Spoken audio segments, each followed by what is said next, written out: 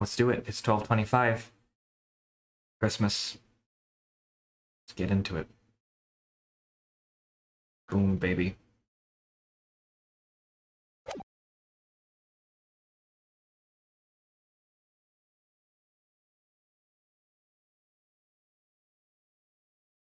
The box. The box is here.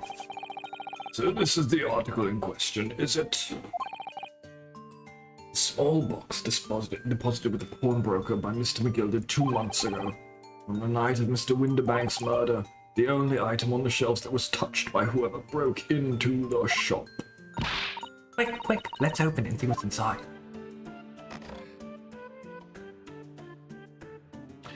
It's a player! Good gracious, this is no ordinary box, it seems. Wow, although in truth I had an inkling that might be the case. You did? I didn't. It would appear that the box houses a miniature music box movement. Then, is it too much to expect? I think it would be reasonable to assume that it is a device for the playback of this disc, my lord.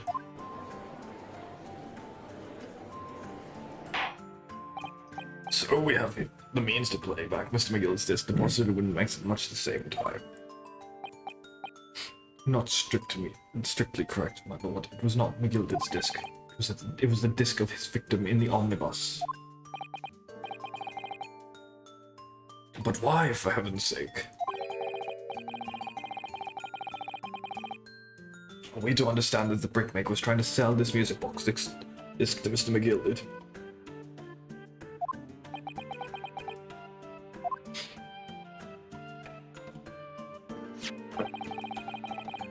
I believe the answer will become clear if we listen to the music on the disc, my lord. Yes, very well. Let the court now listen to this curious disc at last. Hold it! What was that? Wait, my lord. What, Gregson? Good grief, what is the meaning of this, Inspector? The music box and disc are, well, they're unrelated to the case. No need to spoil the somber atmosphere in the courtroom with some silly bit of music. Objection! This disc may very well have motivated the culprit in this case to commit murder. Clearly, there's every chance that it's fundamentally important to understanding what happened. The prosecution has no objection. But no, that piece of evidence is police property, you can't... Clearly, Scotland Yard has some vested interest here, but it is the policy of this prosecutor to leave no avenues unexplored. You, Inspector, have no jurisdiction here to prevent that from happening. Ah. Tell him, Van Zeeks.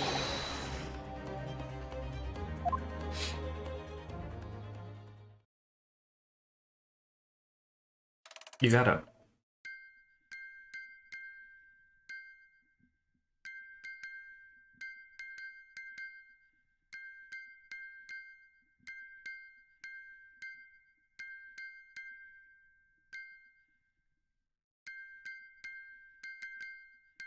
This is obviously Morse code.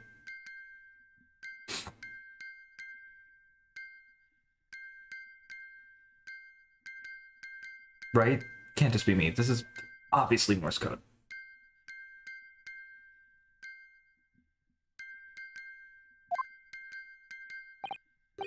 What on earth? That's certainly not what I would call music.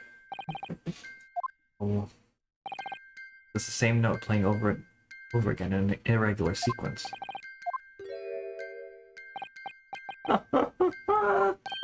Mr. Graydon? This really is priceless. Dance for me, boy. After all that, the music box is broken. Broken? It can't be, can it? Well, obviously. In fact, I wouldn't be surprised if the officer sent to fetch it didn't drop it on the way back to the courtroom.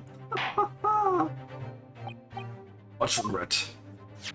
I feel the court must accept this music box offers little in the ways of clues. It's Morse. Are you ready to move on, counsel? No.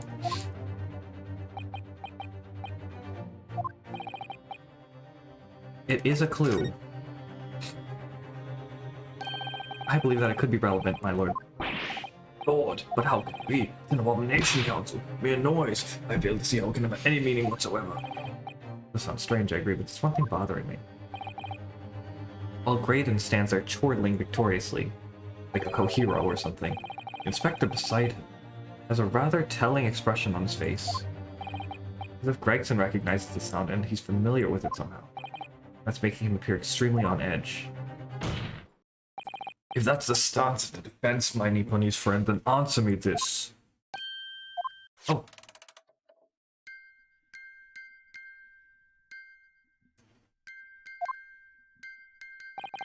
Just what relevance do you propose this woeful chiming has on the case? Not supposed to be music. Just because this is a music box, it doesn't necessarily mean the sounds we're hearing are music. Look at that, the smile vanished from Graydon's lips as soon as I said it. Hell yeah. I'm on the right lines here. I must be. Making deductions based on how people react to what you say. You're acting just like Hurley, Runo. Objection! The sounds we're hearing aren't necessarily music. Well, now that you've told us what they are not. I'm sure the court would like to hear what they are. Do enlighten us, my Nipponese friend.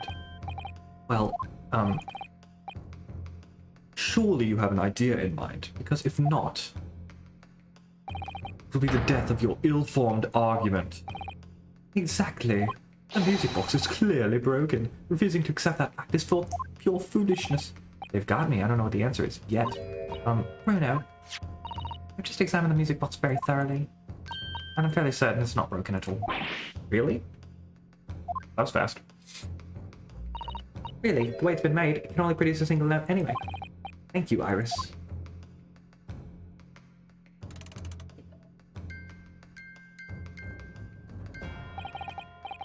Alright, well, if the music box isn't broken, it must mean that the sound it's producing must have some significance that isn't musical.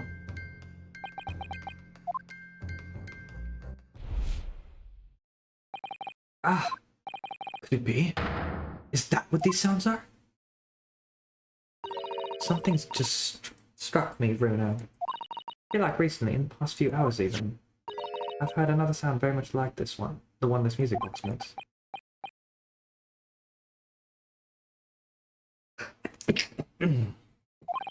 Actually, Iris, I was thinking just exactly the same thing. I'm gonna have to press the defense for an answer, if your assertion is that. And what the devil is it, counsel? The evidence we've seen so far, all the testimony we've heard, all point to one single answer now. Prosecution demands that my learned Nipponese friend presents proof now. Tangible proof of his latest wild speculation. Alright then. This could be the best chance I'm gonna get to fight back in this trial.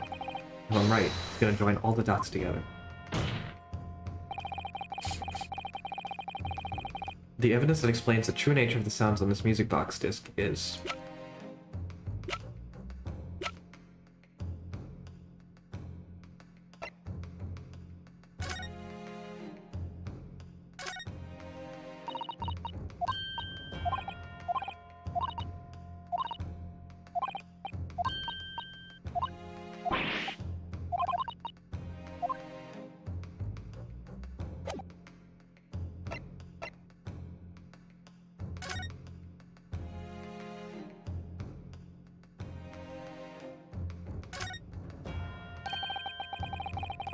Let's see.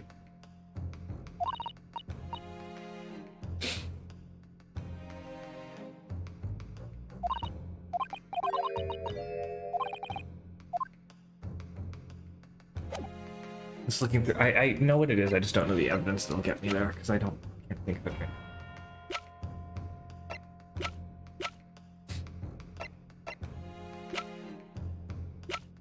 Unless it is this.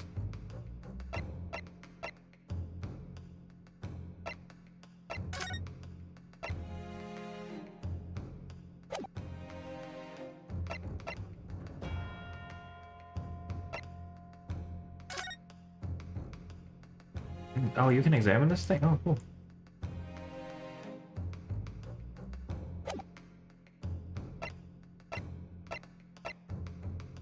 I'll try this, because I don't actually know what else it could be.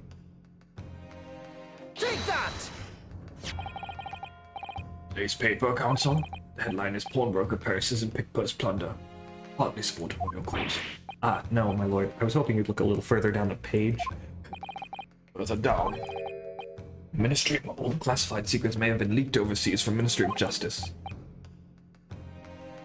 Yes, this is a very serious matter, being investigated at the highest level, I understand. I've heard that international transmissions along supposedly secure lines are somehow being intercepted and leaked to various other countries. And presumably those transmissions are in the form of wired telegrams? Of course. Juror number 5, your input, please. Stop. Oh, me, sir? Whatever's the matter? You told the court before that you worked at the same communication station as Mr. Graydon, didn't you? Yes, that's correct. And the particular station where you work deals with government communications and newspaper reports? Oh, yes. We're not your run-of-the-mill communication station at all. Our work is extremely important. And tell me, does this sound a very familiar sound?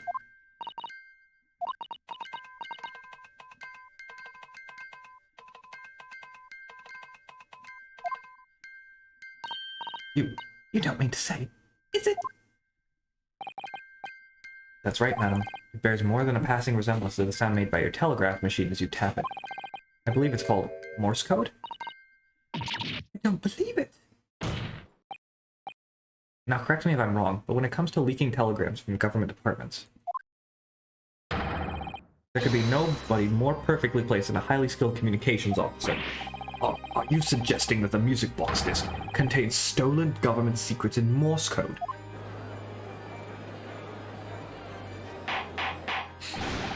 Order, order, please everyone, order. This is high treason, Council, deserving of capital punishment. Too much new vocabulary. What is treason and what is capital punishment? What the sort of words I half expect you to know? Oh my god. Us foreign government's confidential information, hostile nations would surely pay almost any price. Yes, and on that night 2 months ago,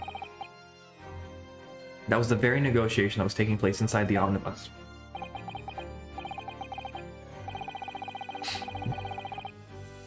But in the end, McGilded perished, and the all-important disc lay unclaimed. My word! This is insane.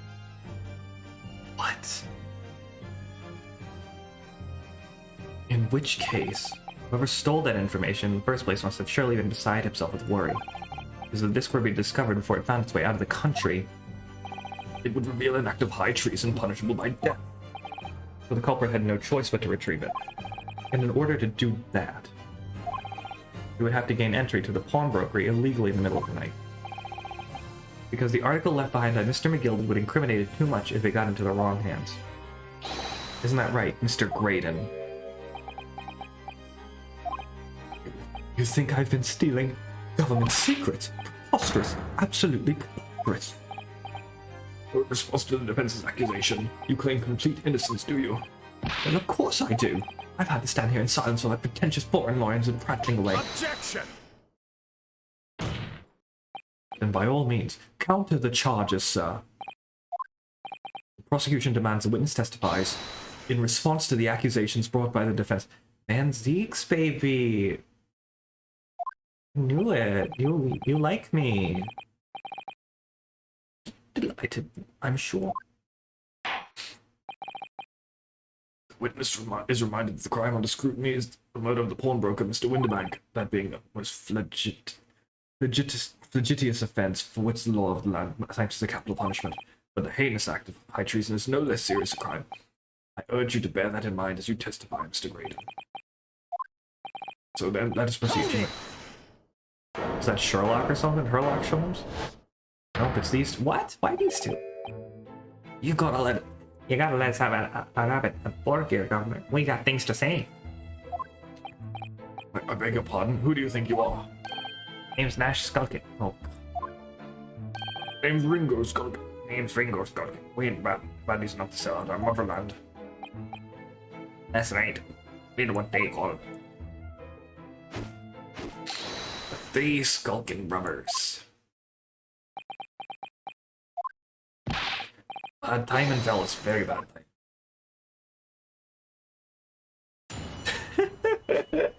Oh my god, that didn't go anywhere? That was great. A mere communications officer can possibly steal confidential government information. Besides, the sounds produced by that music box aren't even Morse code.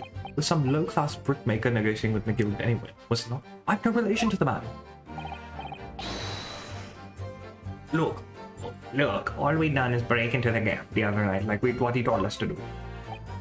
If we'd have known there was dodgy government secrets involved, we wouldn't have touched it.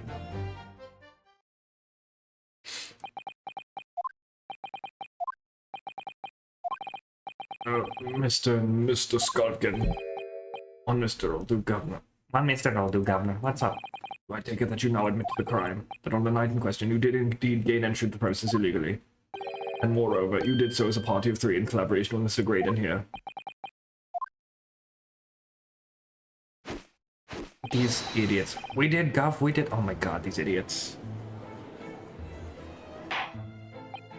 Quieten down, please. What do you say to that, Mr. Graydon? I have no idea what these two ruffians are referring to. You little rotter. You little rotter, getting us mixed up in all this monkey business. You never said nothing about no government secrets. It's supposed to be a straight-up job. What about the geezer whose shop it was, eh? Poor Brook didn't have to die, did he? Nice to know who your friends are. Whatever these men say, I deny the accusations. Indeed. Well, certainly was expecting this little music box to become so significant in the proceedings.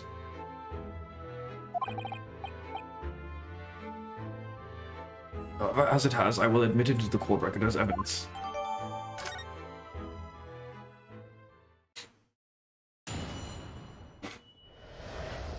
Yep, that did, but like, we still gotta do this.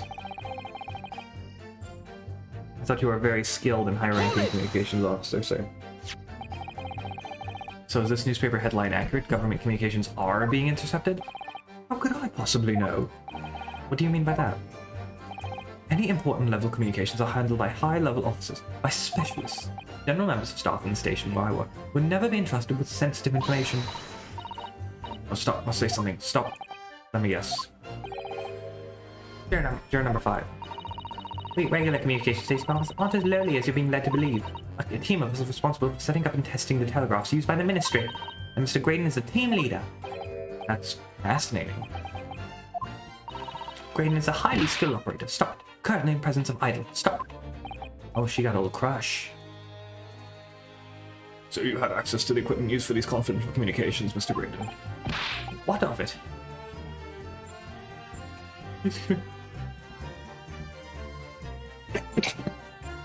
The transmissions are always made behind closed doors, so they can't be heard. In any case, all messages are sent in cipher. Normal employees couldn't possibly understand them. Oh no, stop. I must say something. Stop. Mr. Graydon regularly attends meetings with ministry technicians and the ministry communications team. He assists them in ensuring that there are no errors in important international communications, and receives the top prize of the cipher cracking convention 5 years in a row now. I know you're like about to go to jail, dude, but can I get some of that knowledge for me as a cryptography student right now? I really need that, actually. That's fascinating. Greatness. Oh. And your idol would appreciate it if you would keep your mouth shut. She should really pick her idols more carefully. I tell you, these lawyers' accusations are completely unfounded. Besides, the sounds produced by them. Really, what are they then? Oh. They're not? Anyone with a brain, that would be blatantly apparent. I'm listening to that music box for even a few seconds. Of course, of course. Surely it can't be that my learned friend is unfamiliar with Morse code. Ouch, he looks genuinely shocked at my ignorance. I would be more than happy to demonstrate the basics for you, sir. A lesson here in court? This code is a continuous series of 2 distinct tones. Tones, you say? Yes, a short dot and a long dash. By combining those in different ways, you construct letters. See? For example, this is A, and this is B. When you listen to the sound produced by this music box, you only hear one tone, don't you? Oh. That sounds so similar. The rhythm is the same in everything. but there's no discernible meaning to this apparently random sequence of sounds. So your assertion is fundamentally flawed. This is not Morse code. Oh, what is it then? You shouldn't be surprised. What did I tell you? A music box is nothing but a worthless piece of scrap. But you might consider studying your subject matter before casting aspersions in the future. Oh, stop. Nothing to say, but stop. Oh, it's so frustrating, isn't it, Iris? I mean, government secrets are somehow being leaked using the music box. So many other things were sorted into place so nicely.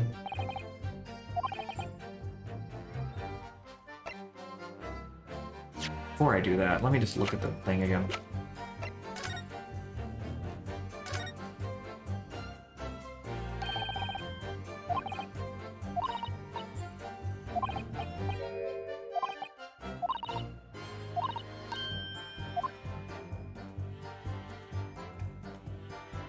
What is this?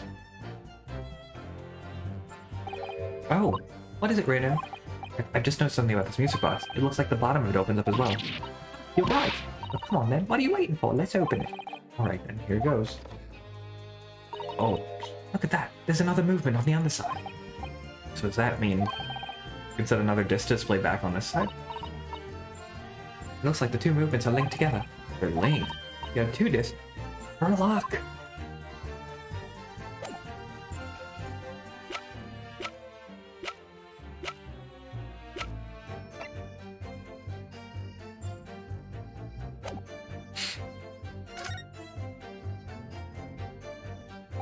There's still every possibility that this music box was instrumental in leaking government secrets. That's belief to the defense, at least. Objection! Does it please you in some way, my Nipponi's friend, to repeat the same line of argument ad infinitum? It's already been established that to be Morse codes, two tones are required, dots and dashes. Yes, I'm well aware of that. Then what? Well, it would appear the defense has a hard list to put forward. You had better present your idea at once, counsel. How do you propose that this... It has two sides.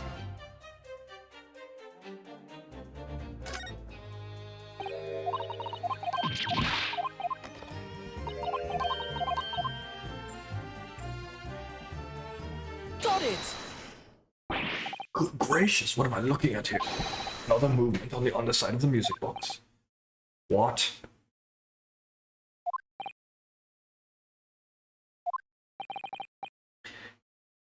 It appears, my lord, that the two movements are linked together.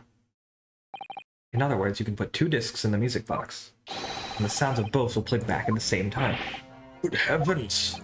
As the court has heard, Morse code comprises of two tones, a short dot and a long dash. With a second disc in place, this music box could be used to generate Morse code and convey a message.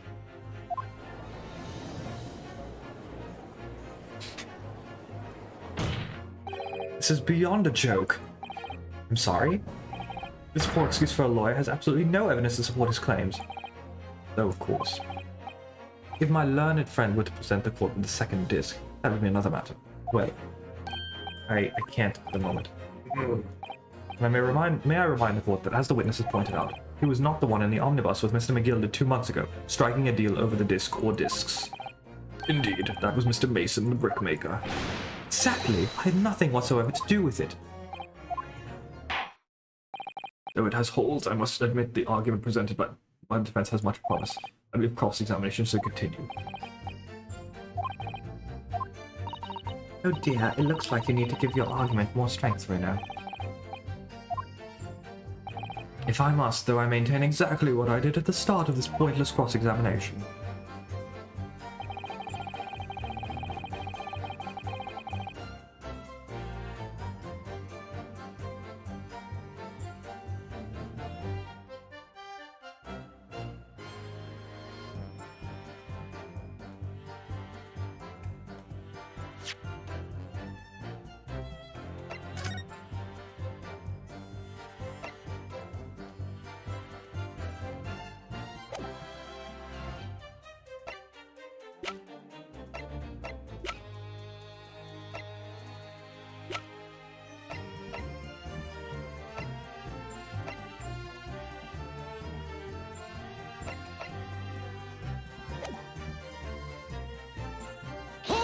Let's see what we got here.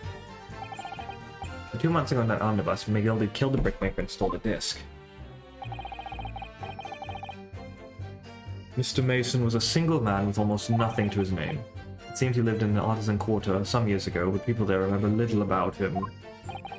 Doesn't make much sense though, does it? How would a humble brickmaker come to acquire secret government information? Oh, indeed. There must have been somebody else involved behind the scenes in all this. Somebody who acquired the disc and gave it to Mr. Mason. In order to take it to the meeting with McGilden and negotiate a deal. Dear me. You may have it in for me, sir, but I assure you I have far more class than that. I'm a brickmaker from an artisan quarter and as well-to-do communications officer.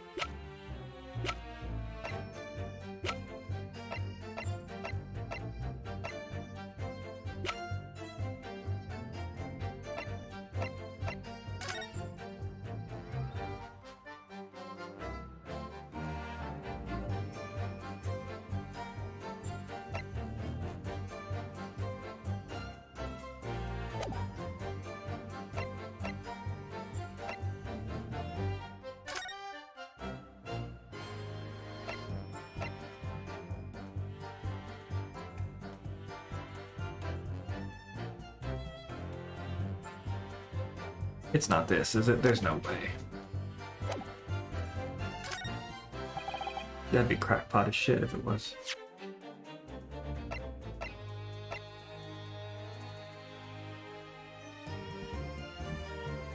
Objection! Nope, that's not it.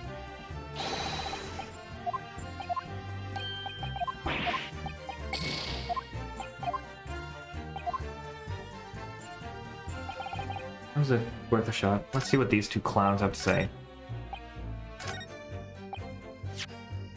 Not that. This. Hold it! Mr. Graydon told you, do you mean? That's it, yeah, who else, eh? Silly me thought he was popping over for a matter after all them years, but the rudder had a dodgy job for us. Ash? Let me stop you there, Mr. Skulkin. After all them years, you say? Do you mean to tell me that Mr. Graydon is an acquaintance of yours? We're the sociable kind of baddies, you know? Sure. Excuse me! Excuse me, Ringo. Something wrong, Mr. Skulkin. Eh? No, the other Mr. Skulkin. What? Who, me? Who, me? Oh, who, me? When you... Oh, I was just remembering the old days, that's all. We used to have a right old laugh together way back when. Together with Mr. Graydon, you mean? Yeah, with Ash. I mean, you look at him now in his fancy whistle and flute. You wouldn't let him leave it. When he was younger, he was from the poor part of town, just like us. That, so... But he was always a leery one. He had the brains, he had the savvy. Always coming up with smart ideas like what never have gone through your heads. Poor blimey, ain't that the truth. Remember Milverton and Skilkin, Scott? Oh my god! There it is. That was a corker. His name is Milverton. Save it until after the trial. Your reminiscing has no place in this courtroom, and neither does your fruit. Oi, the geezer asked us a question, didn't he? And we was answered. Yeah, we did not nothing wrong.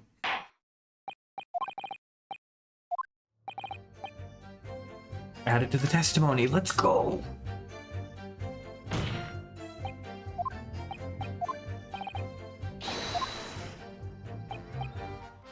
They're related.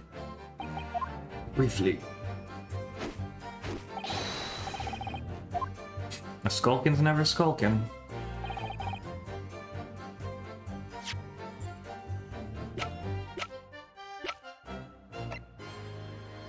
Objection!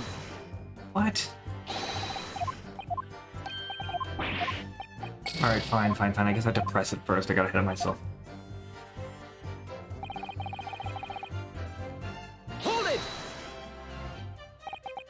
sure we're gonna regret asking it. What exactly was that? Some kind of business? It's a little scheme we had. Yes, the little scheme we had going back when we was youngsters. A bit of fun, really. Delivering fresh milk to the locals, that's what it was all about. Oh. That sounds alarmingly legitimate. There must be. One sec.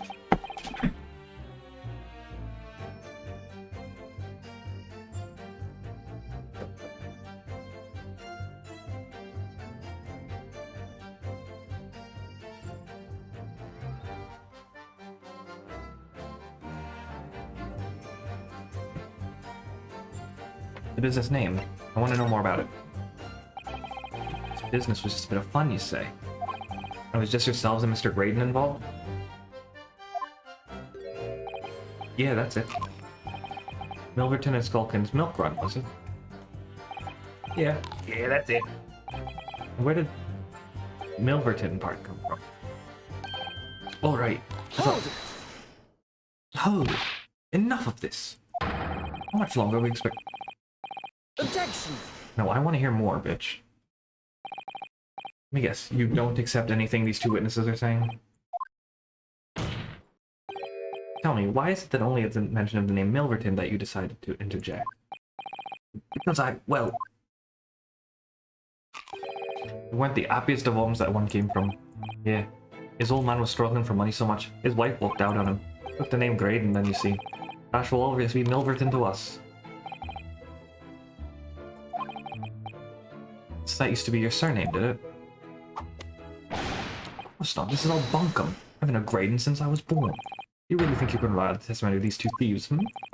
Your communications officer attached to the civil service. As such, your personal details will have been thoroughly checked at the time of your appointment. It will be a very simple matter indeed to subpoena these records, Mr.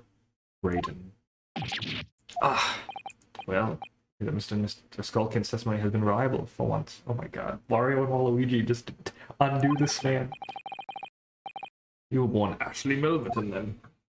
Is that correct? Very well. Yes. Ashley Graydon was once Ashley Milverton.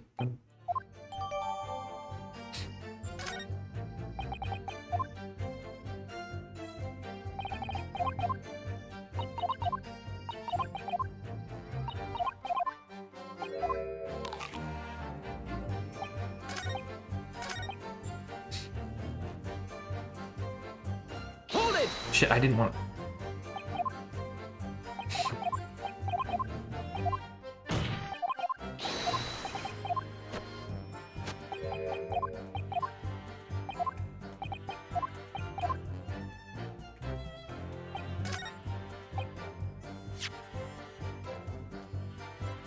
I finally present this. Objection! Thank you.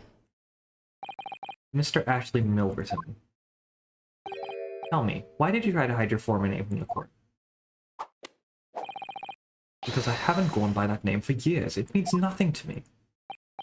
No, I don't think that's the real explanation at all. The truth is, you had a reason to hide that name. Explain yourself, please, counsel. I have here the notes from the omnibus case, my lord.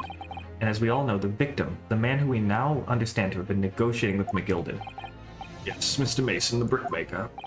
That's right. Only Mason wasn't his surname at all. It was his given name.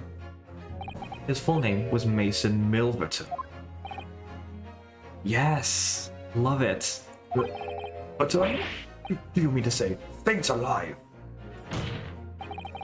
Mr. Ashley Milverton, this is not the case of the brickmaker, Mr. Mason Milverton. Was your father? I don't... As I believe I mentioned earlier, your family history will have been thoroughly checked when you join the civil service.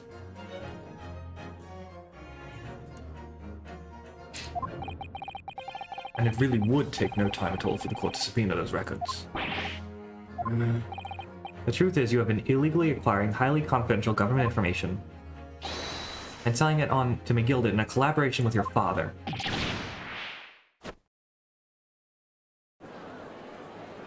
Wow. Who'd have thought?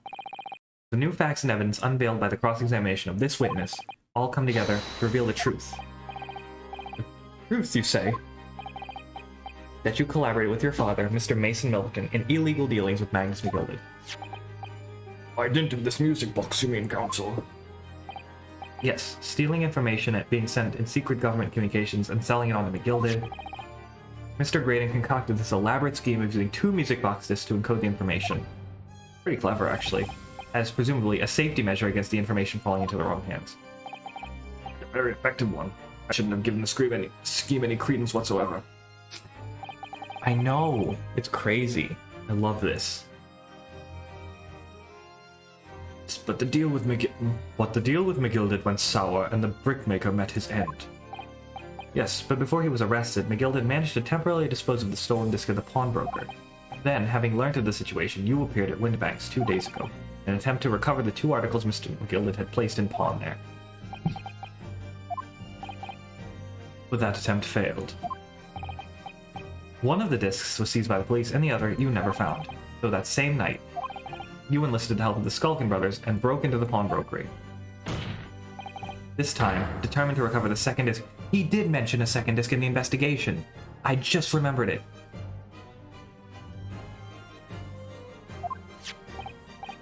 Are you suggesting that the second disc was inside the music box? We never knew nothing about that. On the night that Mr. Windibank was killed,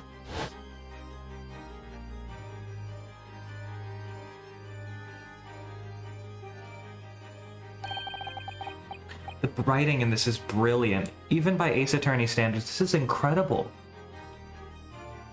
The intruder of the pawnbroker touched one item and one item alone, the music box.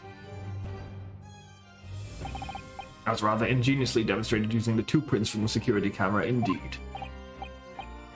The question that naturally begs answering is this: why was only that one article disturbed? The answer is obvious, because it contained the second disc, which the intruder was desperate to receive. Since, if it were to fall into the hands of the police, it would be proof of high treason. Well, Mr. Graydon, do you deny that all this actually began on that fateful night 2 months ago? I refuse to accept any of this nonsense. Sir, there appears to be blood seeping through the sleeve of your jacket. What? 2 nights ago, we know that 3 shots were fired at the scene of the crime in Windibank's pawnbrokery. One took the life of the pawnbroker himself. One struck the pouch around Mr. Sholmes' waist. And the final bullet struck the calendar on the wall of the shop, having first pierced the arm of one of the intruders. Mr. Graydon, that wound on your arm that you seem to be trying to hide, it's a bullet wound, isn't it? He's got you now, me old China. Time to call it quits and croak, I reckon.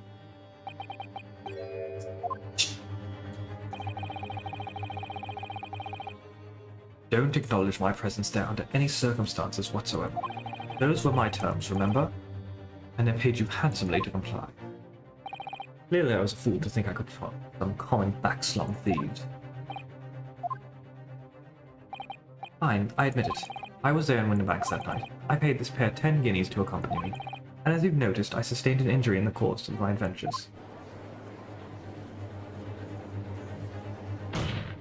But that is all. I admit to nothing more. Stealing government secrets, negotiating with Mr. McGilded. As God is my witness, I'm sure I recall nothing of the sort. He's not going to go down without a fight. Not until I can show hard evidence, I suppose. Nevertheless, the defense has now established a crucial fact. Which is... Well, we know that one bullet was fired from each of the 2 firearms we have in evidence. The bullet from the Shulkin brothers' gun hit the pouch around Mr. Sholmes' waist. And the bullet from Mr. Windibank's gun clearly must have been the one that caught Mr. Graydon on the arm. But who shot Windibank? Indeed it must. We can rule out the possibility that the man shot himself.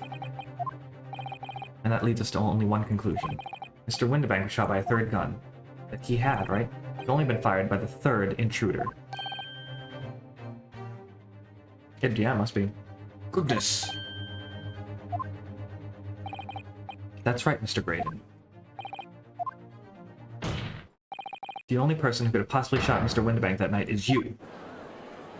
I disagree. Hold it!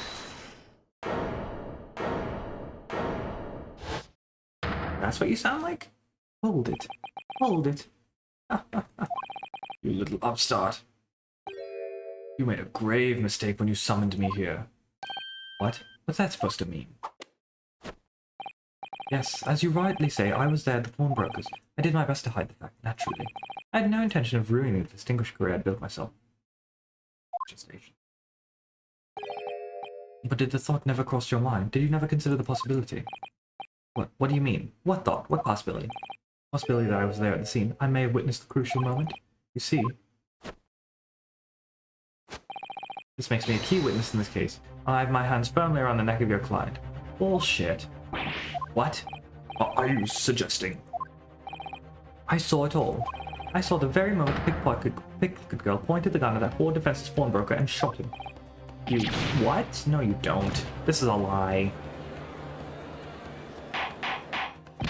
Order, order, order. Well, we're finally entering the last act Of this theatrical trial. Mr. Graydon. Yes, I trust you are fully aware of the implications here. If it is shown that your claim is false, you will have incriminated yourself as a killer.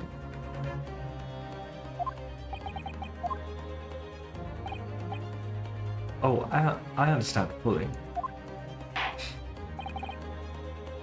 I don't think, for some reason, I can't decide whether or not he did it. I think there might be a big bad.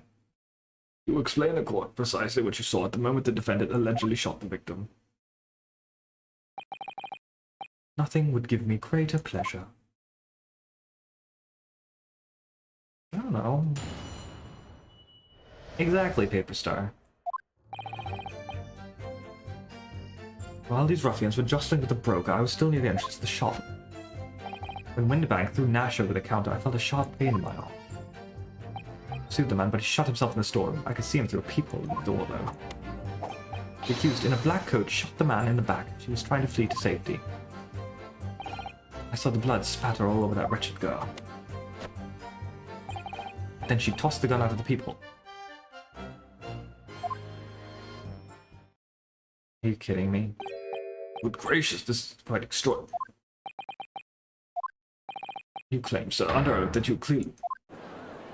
No. Order, order, order. Not my intention to testify in this way, but neither is it my intention to be found guilty of a murder I didn't commit. So you see, my hand has been forced. I tell the truth now as an act of self-preservation. The truth? Until now, the prosecution was completely unaware of these details. Yes, well, sorry about that. He shot me in the arm, the pawnbroker was then shot in the back by the accused. And as I said, she was showered in his blood. You say the blood spattered all over the accused's coat. Are you sure on that point? Oh yes, quite sure.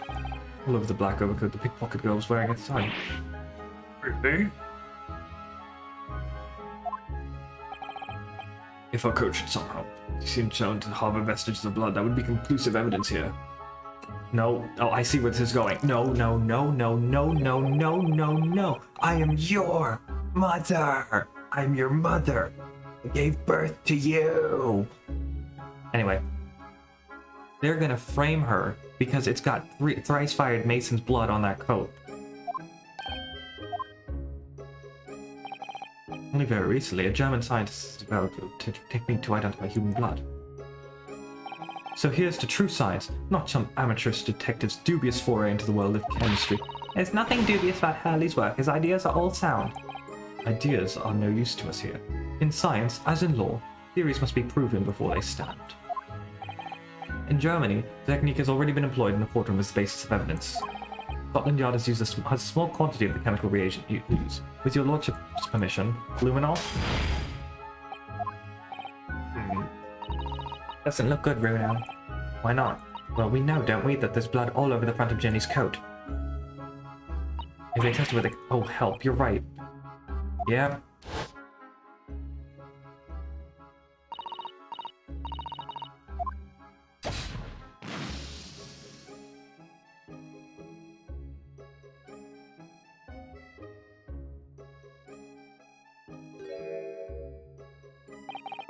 Oh, that's not Mr. Winterberg's blood. It stands from 2 months ago. Mr. Mason's blood, yep. My lord, the defense objects to the test proposed by the prosecution. Overruled. Lord Van Zeeks, make it so at once. With pleasure, my lord. While we await the result, the defense may proceed with the cross-examination. Uh-oh. Counsel. Yes, my lord. Your cross-examination.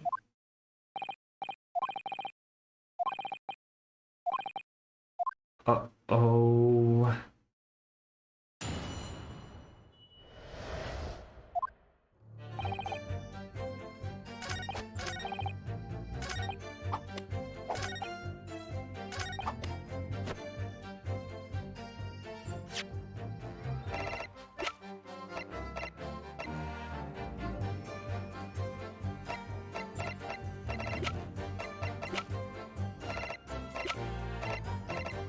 I know, but like, how do I counter that?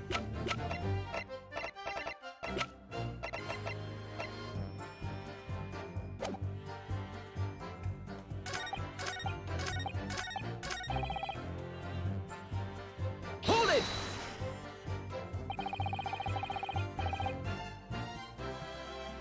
He went back and emerged from the storeroom, I believe. Ringo and Nash was scouring the counter when he suddenly appeared and flew at them. He already had the revolver in his hand. Fortunately, I wasn't too close.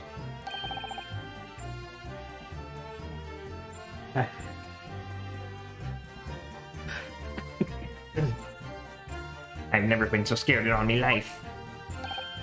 Yeah, we're just your regular mild-mannered burglars, that's all. We don't like violence. Says the pair who carry a gun. What do you mean by when you say you were near the entrance to the shop? I was in the doorway, running my eyes over the shelves of forfeited items. A music box, of course. The broker went for Nash in the first place, then Ringo joined in, making it 2 against 1. So I assumed they could handle the situation. But I was wrong. I was trying to help me little bruv, but the old geezer chucked me in over the blooming counter.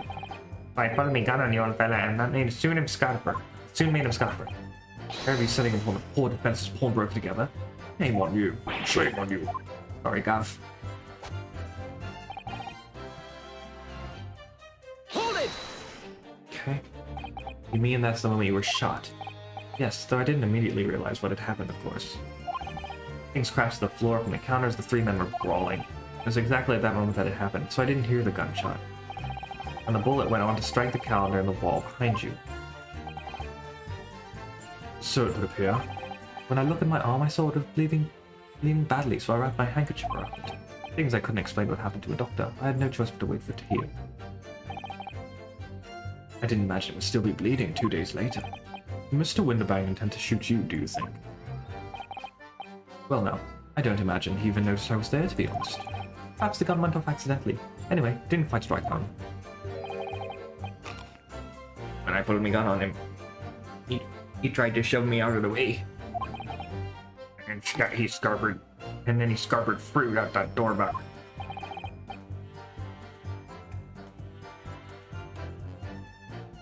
Yeah. But not reporting a gunshot to Hydra is nothing new to the Ace Attorney franchise. Literally in game 1, they go through this whole song and dance. At which point, what did you do?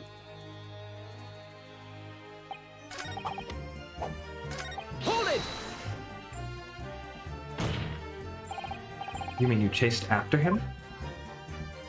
I don't recall the reason why, but I ran after him to the back of the shop. And what about this peephole in the door you mentioned? Well, unsurprisingly, the storeroom door is a solid job, made of stout wood.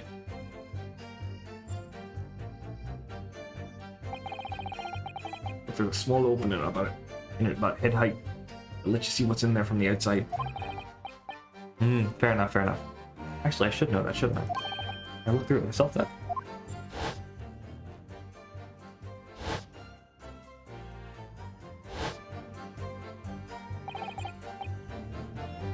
And what about you burgling brothers? Did you see what went on through this peephole as well? Not likely, Gov. Not likely, Gov. Didn't see nothing of the sort, guy, Gov. I doubt these two buffoons were even aware of the people's existence. The Skulkin brothers were there, but they didn't see the killing of Mr. Windibank take place. Inside the storeroom, I could see the broker and that young girl standing there. Defendant? Yes, no, though neither of them noticed that I was looking. The girl raised her gun and pointed straight at the man. And then, what did you see next?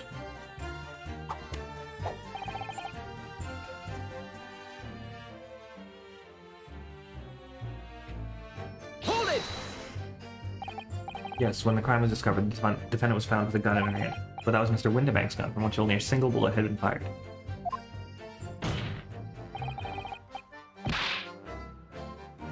As we've already established, Mr. Graydon, that bullet was fired at you. Ah, but no. It wasn't the broker's gun that the pickpocket girl had when I saw her. Yes, the bullet from Windibank's gun grazed my arm. And yes, the Skulkin's gun grounded the detective. But this was another gun entirely. A third gun. The broker's gun was not the murder weapon, so clearly there had to be a third firearm involved. In other words, the accused must have had her own gun with her at the time. No, I disagree. But no other gun was found at the scene. Because I took it, you asshole. Calm yourself, counsel. You must consider the events in order. At first I saw the broker and the girl glaring at each other, but then all of a sudden, the broker turned to run. It was at that moment, the little gutter rat shot him in the back. Chilling image, I must say. Ah.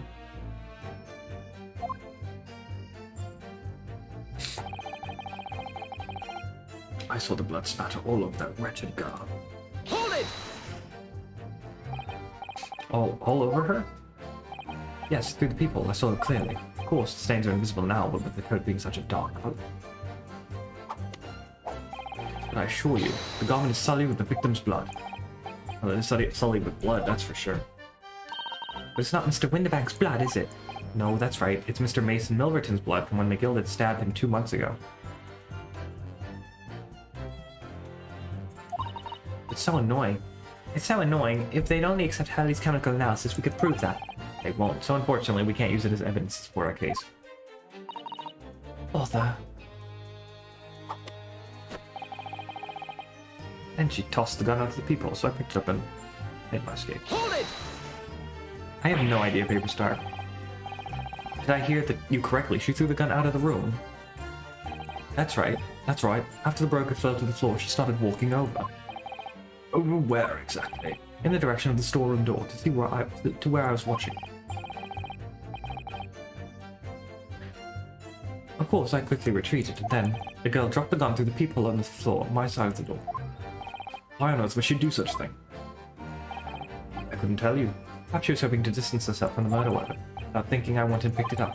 Because I was worried about just leaving it there, in case any more tragedies took place.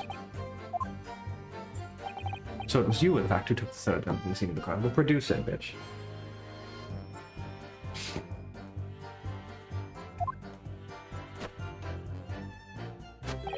Yes, it was yours truly. I left the clear up to my lackeys and left. Clear up? We made a bit of a mess around the counter, so Mr. Whistle and Flute here told us to tidy up. He thinks he's a ruined mum sometimes. Well, I was paying you enough, by God. Ugh. Tell me, Mr. Graydon, when you left the pawnbrokery that night, was it by any chance that the second disc in your jacket pocket? You little toe rag! Excuse me! Gentlemen. You little toe rag. Huh. Something wrong, Sunshine? That should be mild. You do realize you were just violently shaking Mr. Skulkin. Blimey, this D's a bit of an hooligan, ain't he? What was going on just now? You saw him, he grabbed me whistle. Daisies, he said, didn't you mention the third gun when we got down to the station? And why didn't you? Because we didn't know nothing about it. Or that flaming peephole in the door. Sorry about that. Can be prone to losing my ride sometimes. Not hurt, are you? Or blimey. Or blimey, see the way he's looking at me? I'm telling you, this, he gives me the willies. was strange. The inspector doesn't normally get quite as worked up as that. He would normally grab something. No, that wasn't like Gregsy at all. He's normally all sweetness and light, no matter what I say to him. Yes, well, I think he might be a special case, Iris. Well, anyway, that was definitely out of character.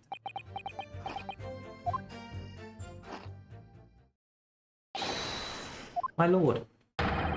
Requesting your lordship's permission to interrupt the cross-examination. Blame yourself, officer. I have the results of the test that was ordered earlier, my lord. Ah, blood on the accused overcoat. Thank you, officer. Very well. The cross-examination is hereby temporarily suspended. Give me a no. No, my lord. Not good. Well, there you have it. Report, please, Inspector. Yes, sir. Traces of human blood were found on the overcoat of the defendant, Miss Gina Lestrade. From the extent of the stains, it would appear they were the result of a spattering flooring of one gunshot wound. End of report. Goodness me.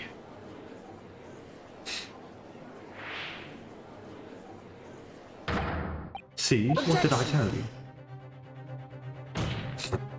No, that blood on that coat is not Mr. Winterbanks. What on earth makes you say that, Counsel? The coat originally belonged to Magnus McGilded. Just before his coat was deposited at Winterbanks, Mr. McGilded had fatally stabbed Mr. Mason Milverton. The blood on that overcoat is the blood from the brickmaker from that omnibus case. Objection! Well, the dead cannot speak. Isn't that right, Whiny Pony's friend?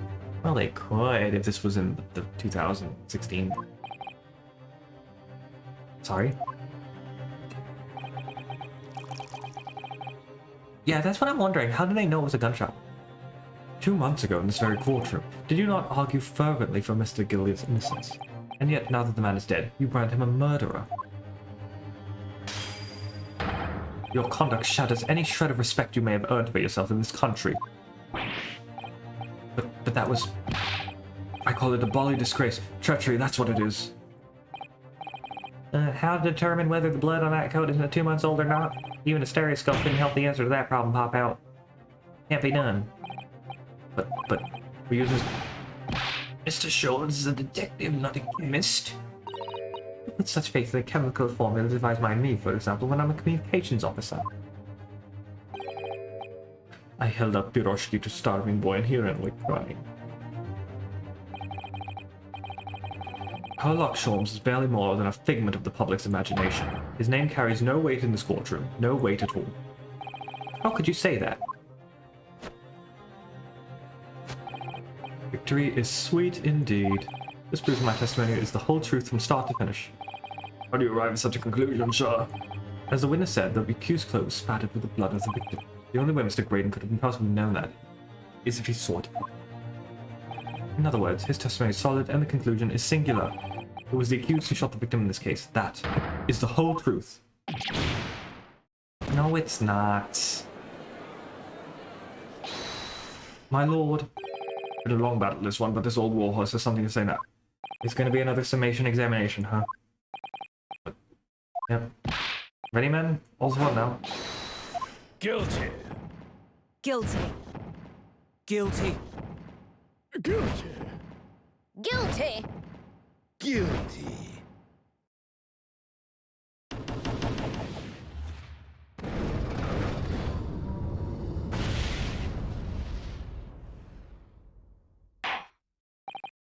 It would appear that you, ladies and gentlemen of the jury, have reached a unanimous verdict. I know. The defense has consistently failed to unpick this witness's testimony. Here's to any attempt you may make at unpicking the jurors' decisions being equally successful. Summation examination number 3. How's it going, Rob?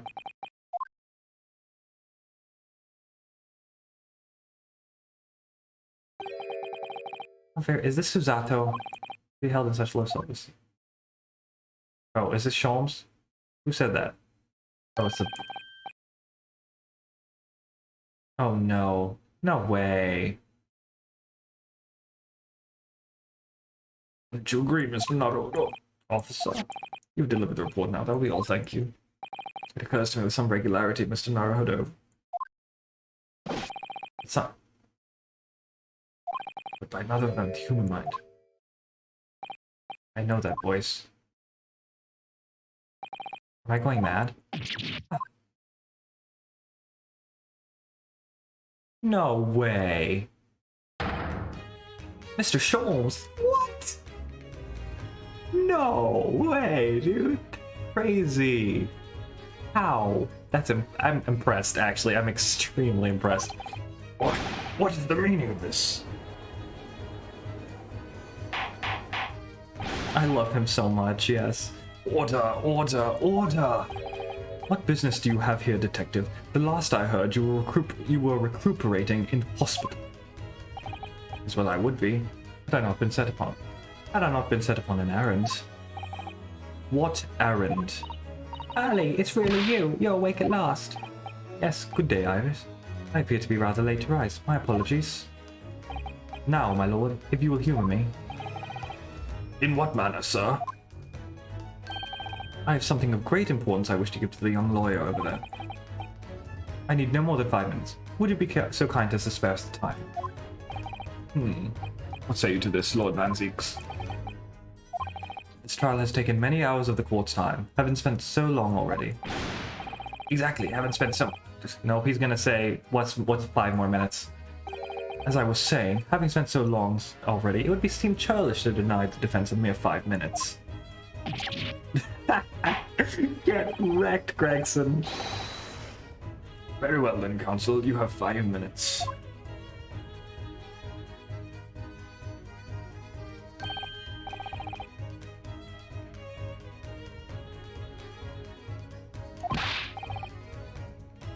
Mr. Sholmes, are you alright now? Alright, I'm all wrong. Sorry. I've only just managed to summon the strength to stand, man. I asked just 5 minutes. But I fear even that may prove too much for me. Pray forgive me should I pass up. Pray forgive the discourtesy. Let's make this discussion as short as possible. Ali, this place is full of idiots. Nothing can see how wonderfully chemical blood analysis is. Oh well, that concoction of mine was really just a bit of sport to assist me in my investigations.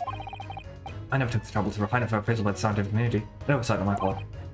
Right, modesty? Surely not. But enough of that.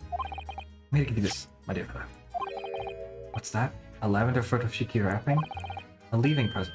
From Susato. From Miss Susato. Susato. If possible, matters to be settled without me giving you this. Those were her instructions when she asked me to do her this favor. I don't understand. I knew Sholmes was going to break in here with some last-minute nonsense. Miss Susato full source today's events, I believe. She knew that the culprit would attempt to escape justice by means both devious and underhand, and that you, Mr. Naruto, fighting fairly as you all want to do, would find yourself in considerable peril. At that very moment of crisis, you would be given this small parcel. Those were the dear lady's instructions. A leaving present from Susato-san. Whatever could it be? The cat doorinator. What?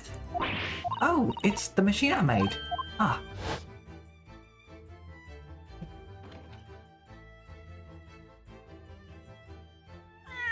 Meow. Look, I use this. It's my latest invention. What is that? I call it the cat flapper-mat. It can make a cat flap for a furry little friend like Waggy in seconds. Oh, hi. What's Susie up to? Miss Susato. Miss Susato muttered the following words before she left. I'm a failure. I don't deserve to be a judicial assistant. What? Didn't she say something like that? You really are the best judicial assistant in the world. Well, that's extremely flattering. But I'm sorry to say that I've been a complete failure. No, you haven't. Whatever did she mean by that, Mr. Sholmes? That night, when you left Windbanks in pursuit of the thieves, Miss Susato made some use of this contraption for a certain purpose. That is your answer, dear fellow. Oh my god. The peephole wasn't there, was it? This Susato-san used this cat flapper mat that night? But why?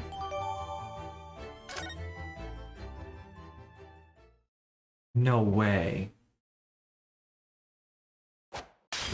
That's 4. Your 5 minutes is over. We're out of time already? Yep, back to it.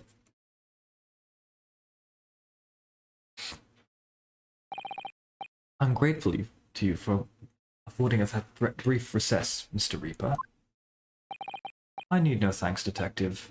After all, die is cast. Is it really? The jurors are unanimous in their leanings. No doubt my learned friend will consider a summation examination. But any attempt to alter the verdict now would be utterly futile. I wonder... Mr. Naruhodo. Yes! The rest is down to you, dear fellow. What is your plan? The rest is down to me. You need to be careful here. Make a wrong move, the trial will end badly.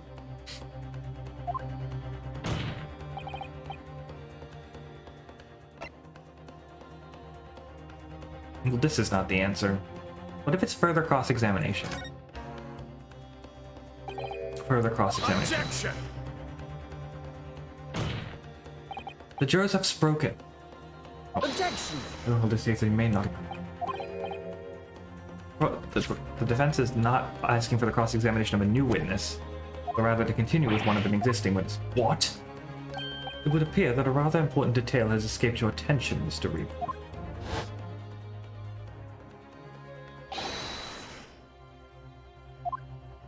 My lord, requesting your lordship's permission to interrupt the cross-examination. Thank you, officer. Very well, the cross-examination is hereby temporarily suspended. I presume you have no objection, counsel. No, my lord. Oh my god. It's still going on, like the summation examination.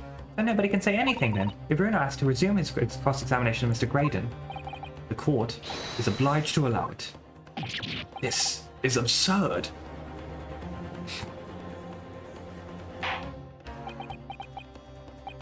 Sorry. This is absurd. I concur that the defense is entirely within its rights to request a continuation of the cross-examination.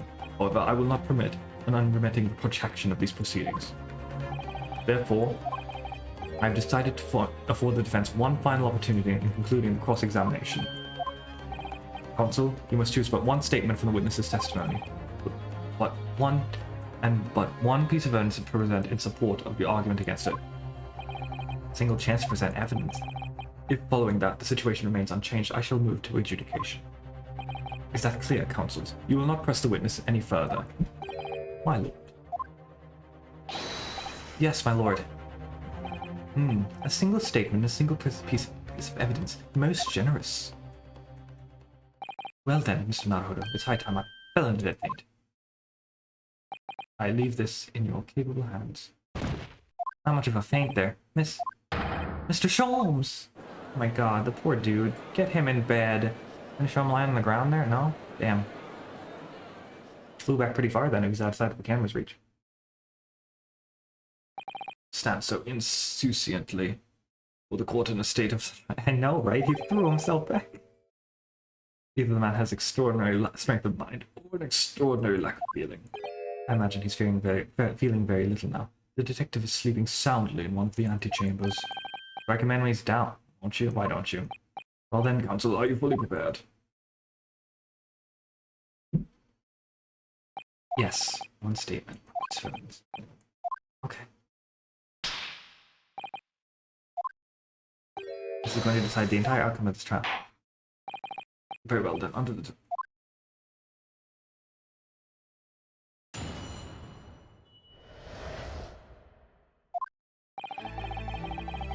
What is this, like a presto or something?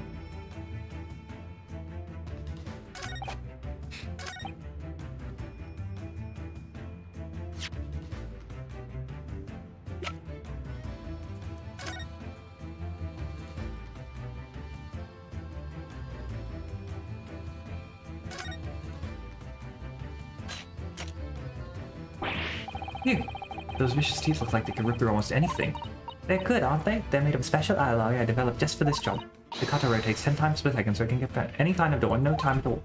There are 2 pockets of the top here. Oh, those are for attaching hinges to the section of the door that gets cut out.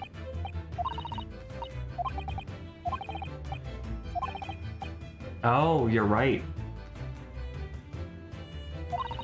That guy's so adorable. There's nothing I wouldn't do for him, even developing deadly weapons. Okay.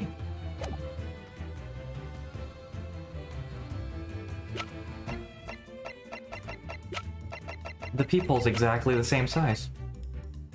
Objection! What on earth is that eccentric contraption, Counsel? Oh, it's my cat flapper-mat, my lord. It makes a way for cats to get in and out of a room. It can cut through any door you think of and make a new little door in the middle of it. That's right, my lord. It's a device for creating so-called cat flaps. Small doors for... I'm sure we can all work that out for ourselves. Yeah, I noticed that it was only giving me one badge for penalty.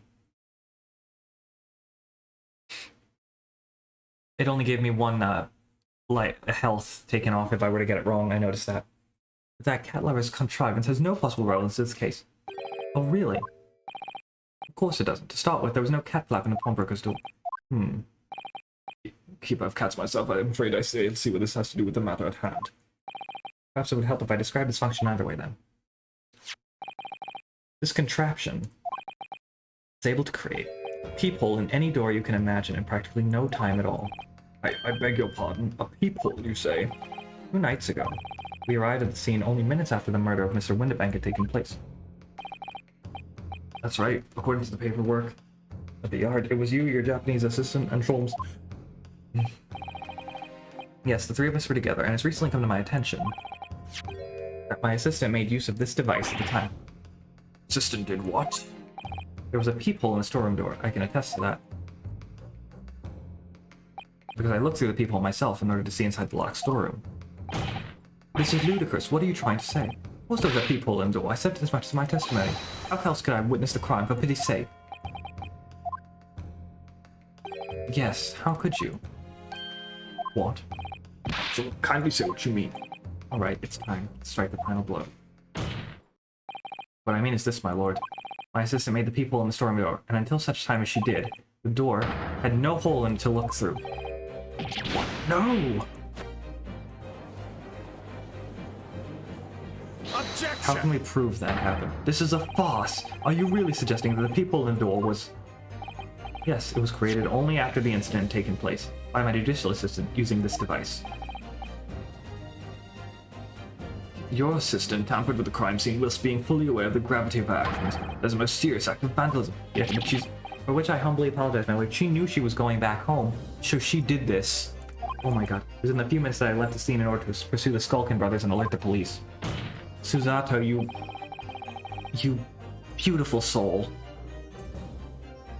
Oh my god. Nevertheless, in the light of this new information, it becomes apparent that Mr. Graydon's testimony is riddled with holes. Riddle with, explain yourself, counsel.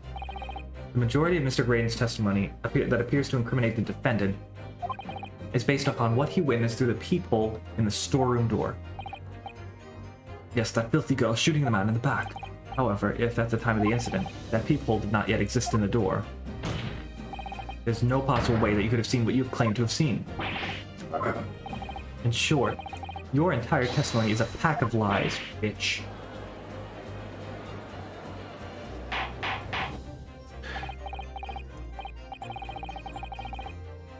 Is there any credence in this? Objection! We took a bunch of pictures of nothing. None whatsoever, as my learned friend must surely realize. Exactly. This cheap trick's just to discredit me. I'm afraid not. I'm afraid not, sir. Of course it is. Do you seriously expect to believe that that plaything can cut through a solid wooden door? Oh yes, I designed it to be very powerful. It can cut through even the toughest of doors. That's absurd. I don't believe it for a second. I have a feeling you say that. What? Waggy, cooey, time for dinner. Oh my god, when? Oh, Waggy! Meow. Waggy saves the day. Young lady, this is the Old Bailey. One does not make cat flaps in the oak paneling at the Old Bailey. I'm not done yet, don't worry. This doesn't mean that the peephole in the storeroom door at Winterbanks was made by your machine. And there's no way you can prove that it was. No, but it's easy. The cat flaps my cat flappermat creates are all of a fixed size. And the dimensions of that peephole at Winterbanks are an exact match. Oh. Old Silky's lost for words. Excellent work, Iris. Thank you. And now it's my learned student friend's turn to be lost for words, I feel. I believe your judicial assistant has already left the country for your Eastern Island home. Well, yes, that's true. And you may have some difficulty in establishing all of the facts. For the sake of argument, let us assume the peephole has dimensions that are perfect fit for this contraption. In that case, when was the peephole cut? The prosecution demands proof of your answer. What is the purpose of your line of inquiry, Lord Van Zieks? It's very simple, my lord. The defense argues that the peephole was created after the incident using this device. And now that the perpetrator has returned to her native land, she cannot testify to the fact. There is no proof. Ugh. There is proof, though. It's called the red-handed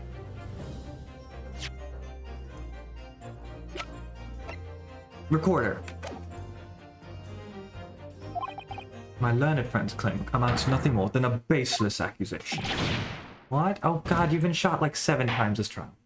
Indeed, that is so, Lord Van Zieks. Well, counsel. Don't give up now, Bruno. It is time to create your own opening and force your way through. Do this, but I do know one thing. Susato-san is the greatest judicial assistant in the world. Yes. Iris is pretty damn close, though. Very well, the counsel for the defense will present evidence to support the claim made. Proof that the peephole in the door of Winterbank's storeroom was created after the image.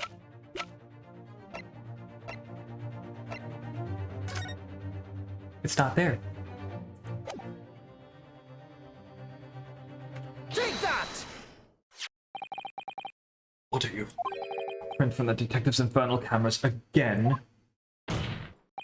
My judicial assistant, Miss Susato Mikotoba, is an extremely intelligent and capable woman, which is why I never had any cause to doubt that she would have considered the scenario and made sure I had the necessary proof.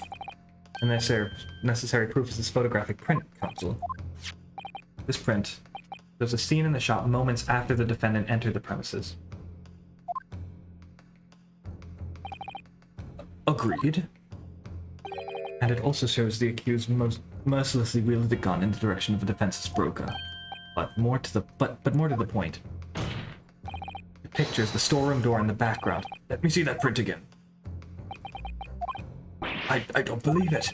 This really is quite remarkable. The door of the storeroom is completely devoid of a peephole of any description. Mr. Graydon, you couldn't possibly have witnessed the crimes you claim to have done, because at the time it happened, there was no peephole in the door. Ugh. In other words, your testimony is a catalog of lies.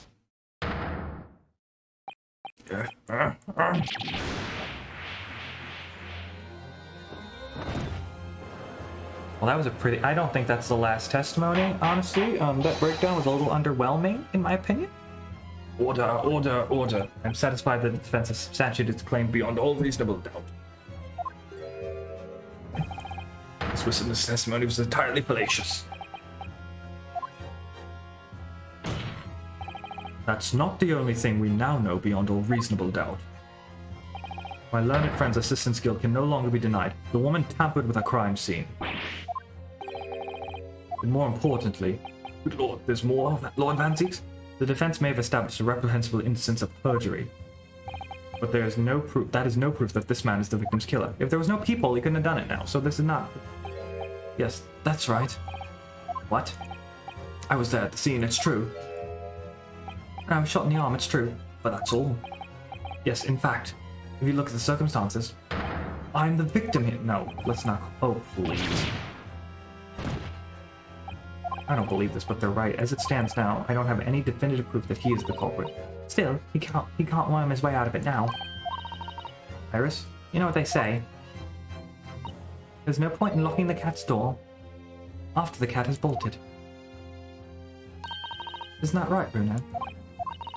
As Harley always says.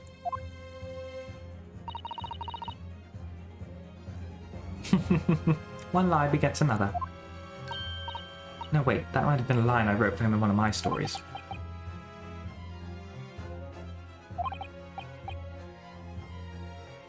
Well, no matter who said it first, you're right. Mr. Graydon, not only did you give false testimony to the court, but the lies you told make no sense. Make no sense? What do you mean by such a remark? What you said in your I love this song, by the way. What you said in your testimony reveals that you now know something, you shouldn't have known. In other words, there's a fundamental inconsistency in your statement. What? Objection! This is provocative talk, counsel. Won't you enlighten the court? Explain this alleged inconsistency. Iris was right. One lie begets another. The inconsistency is revealed by the lies in the witnesses' statements. They showed that Mr. Graydon had something he should have known anything about, namely...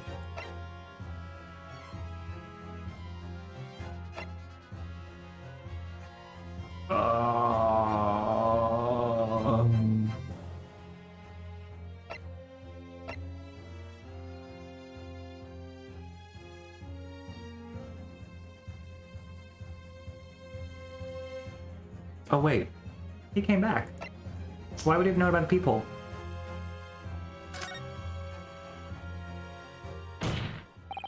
The point is not that you lied in your testimony, Mr. Graydon. It's the nature of the lie that you concocted that is so revealing. You're not making any sense. Then let me ask you a simple question. How is it, Mr. Graydon, that you knew of the existence of the peephole in the storeroom door? What? Well, obviously Has the cat got your tongue, witness? Get him. The peephole in the door was made after the incident occurred, and after I returned to the shop having failed to catch the 2 burglars, Scotland Yard's investigators arrived immediately. Since that time, the police have been at Windibanks constantly, carrying out their investigation. Isn't that right, Inspector Gregson? Well, yes, of course. The place is chock full of pawned articles that my lads have thoroughly examined them all. I gave the order to have the officers work in round the clock in shifts so we get through it all. And consequently, there's no way that you, Mr. Graydon, could have gained access to the shop. Therefore, you should have known nothing about the peephole in the storeroom door. So the fact that its existence forms the basis of your testimony is completely inexplicable. Objection! Yet, the fact remains that Mr. Graydon did maintain that he witnessed the crime take place to the people in the door. How on earth is that possible? Could I have a word, please, Lord Van Zieks? Speak, Inspector. Just that I really ought to be getting back to the station, not to put in my report. There's really nothing more I can add. The testimony, so it's all the same to you. Permission denied. Get him, Van Zieks. It's not all the same to me, Inspector. Not at all. You will remain exactly where you are until this trial concludes. Of course, sir. Mr. Graydon, you shouldn't have known about the existence of that peephole. Which can only mean that you must have been informed about it by someone else. Objection! Stop there, my learned friend. You realized, I trust, that the words you have just uttered have extremely serious implications. Yes. But the defense believes that the details about the case that Mr. Graydon claims to have seen must have been revealed to him by a certain person before his testimony. And in fact, considering a particular clue we have, there's only really one person it could be.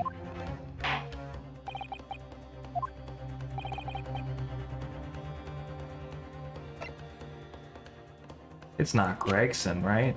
Gregson's the only person it could be. That's why he was trying to leave, I guess. Take that! The truth is, it could only have been you, Inspector Gregson. Eh? Me?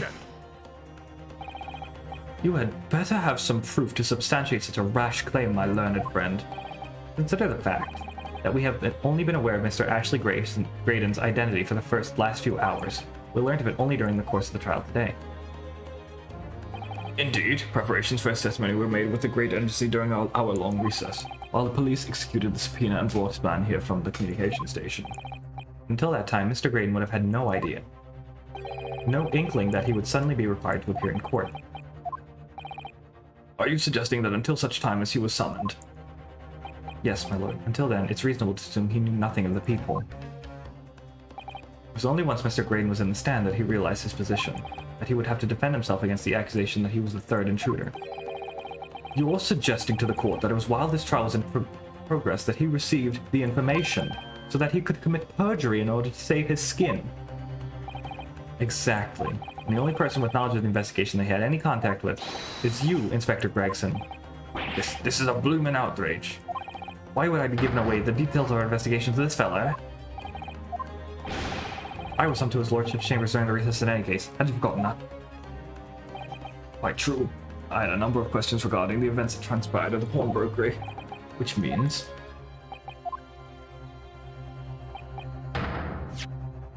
First time these two laid eyes on one another was after proceedings resumed following the recess. Since then, they've been in full view in the stand, where such illicit discussions could have possibly have occurred. Ah. Oh, I just remembered something, Bruno. What is it, Iris? There was one time before, wasn't there?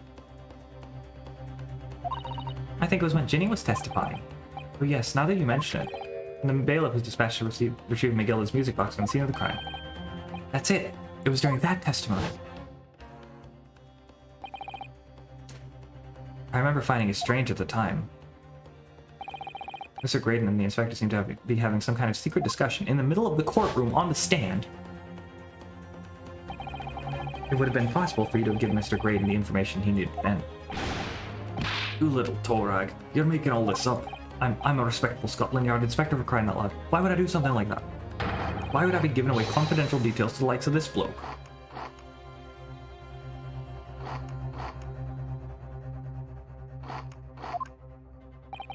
Admittedly, you wouldn't have had any reason to do something like that for no gain, but perhaps it was part of a deal of some kind.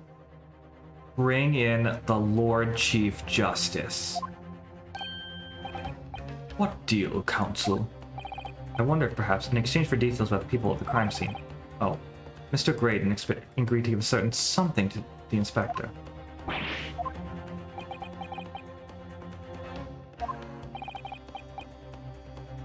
I'm sure I need not remind the inspector that, if found to be true, striking a deal of any kind with a witness would be considered a gross case of malfeasance. Or malfeasance. Objection! It's becoming clear that jumping in with accusations is Nipponi's student's specialty. I don't do that. Stakes so high, the prosecution is not prepared to listen to baseless charges. It is incumbent on the defense now to present evidence in support of his diabolical claim. Evidence? Just what are you proposing that the inspector demanded of the witness in return? The court must see proof of this alleged deal. Logically, there's only one. The music disc?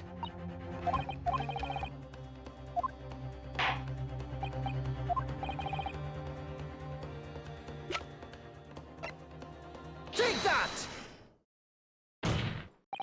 Inspector Gregson. Besides this murder, is it not true that you've been working on another very important case? What are you getting at now, Sunshine? Is it possible that this other top-secret case is what's alluded to in this newspaper article here? Classified secrets being leaked overseas from the Ministry of Justice. How the bleeding Nora could you... We discovered during the course of this trial the music box deposited at Windybanks by Magnus McGilden. A special music box designed to play 2 discs at once. It seemed very likely now that encoded on a pair of discs that were in Mr. McGilden's possession are leaked classified secrets.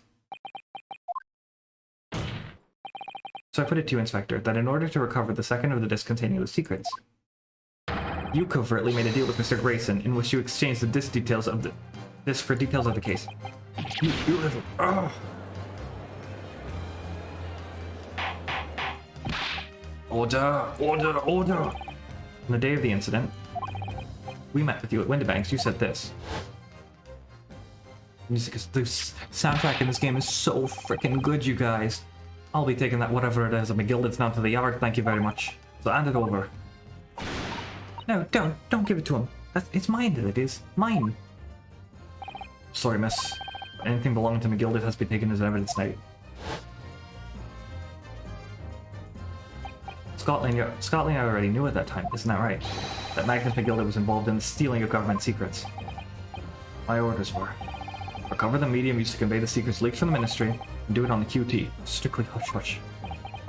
And that explains why, when I presented this disc as evidence to the court, you objected so heavily, I presume. Because you knew that it contained highly confidential information. Blimey, not likely. I mean, I wasn't that sure of it myself. I realized there was a possibility, that's all. Inspector, surely you're not saying that in order to acquire the second of these music box discs, you did indeed reveal confidential details of the crime scene to the witness? To aid and abet this man in giving false testimony? There's no other way that Mr. Graydon could have known the existence of the peephole. It's the only explanation. A deal was struck between these two men. This is incredible. Objection! If, and I stress if, this sobering assertion turns out to be founded in truth, it would mean that the second disc is, as we speak, here in this very courtroom. Wait, what? In this room? I can't. This is like insanity. How could you possibly make a claim like that? Because Inspector Gregson is a Scotland Yard detective. What? What's that supposed to mean, eh? As a seasoned policeman, this inspector will have approached this alleged deal with caution. Certainly he would have not accepted a gentleman's agreement in this matter. No, he would have insisted upon having the article agreed upon in the palm of his hand. Gracious, then you mean to say Inspector Gregson has already has the article in question in his possession? He has the second disc actually on his person? Yes! The defense demands that the inspector is searched at once. Definitely. They could only have struck a deal with each other when Ginny was testifying before, and Gregsy hasn't moved from the witness stand once. My lord, please, order an examination of his personal effects immediately. Inspector.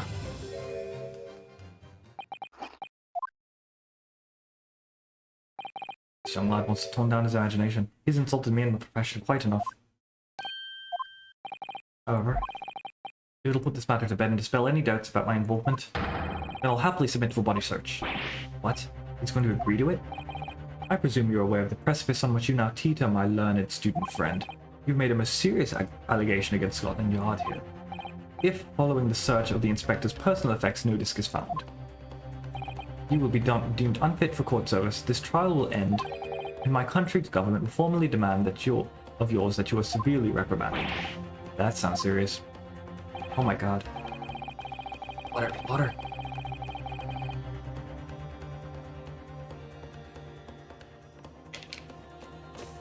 Indeed. If a visiting student makes such defamatory remarks about our country's most senior police force, it's not something Her Majesty's government will be able to overlook. You're just threatening Bruno because you're scared.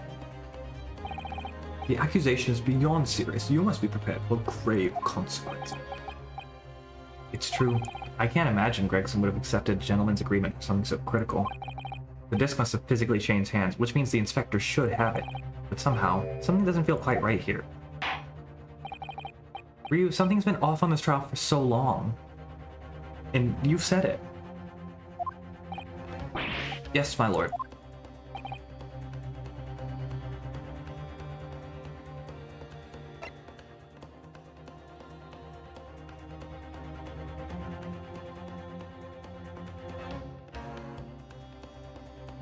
It was more than perjury. He tampered with the damn crime scene.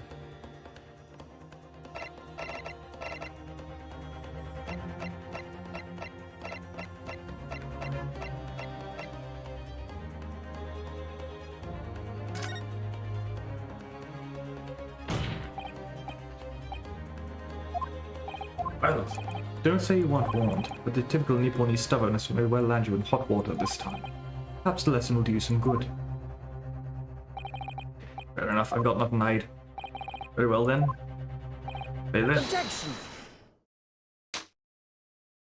The defense demands a search, but not of Inspector Gregson.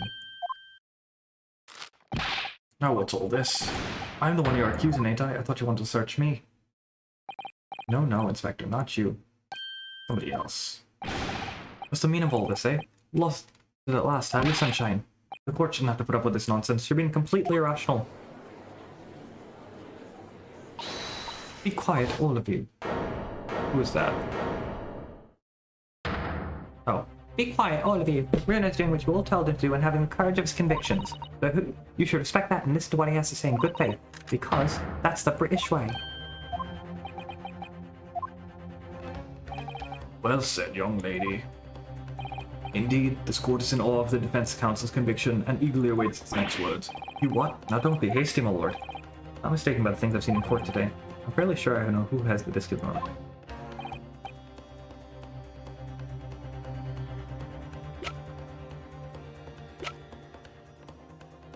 Is it you? Take that! Mr. Ashley graded, my lord. The defense that demands that he be searched at once. Very well. I presume you'll not protest, Mr. Graydon. Au contraire.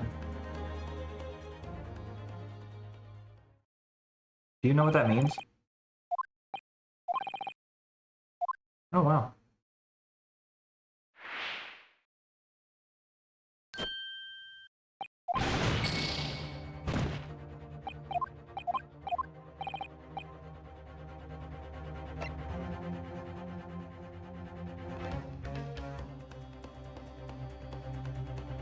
No way.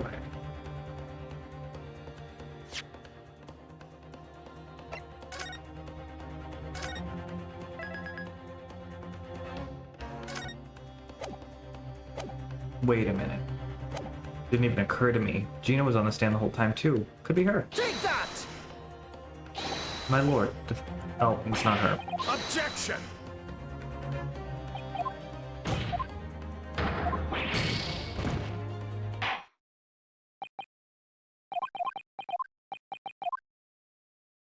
Alright. Guilty. Guilty. Guilty. Guilty. Guilty. Guilty. Well, you know, I gotta screw up on something, so I've screwed up on a lot. But honestly, this will give me a run for my money. I can't even be mad. Like, this is part of the organic experience, and I'm so glad that I have this immortalized. Oh my god.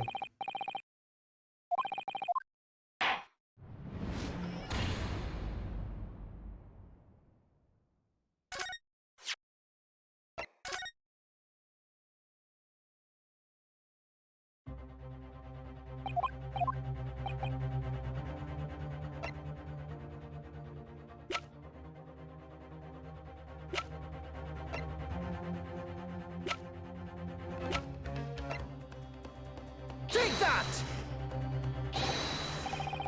You know, I didn't actually mean to hit that. Fuck.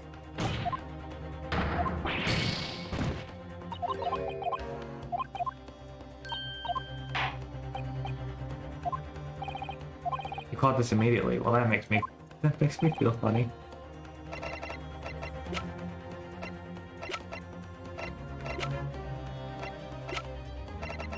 Ooh.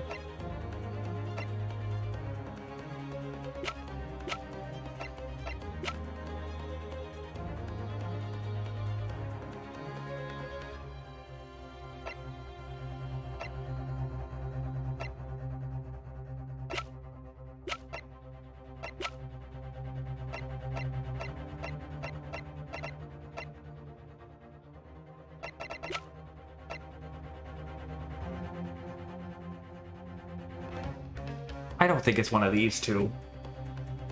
But you know what?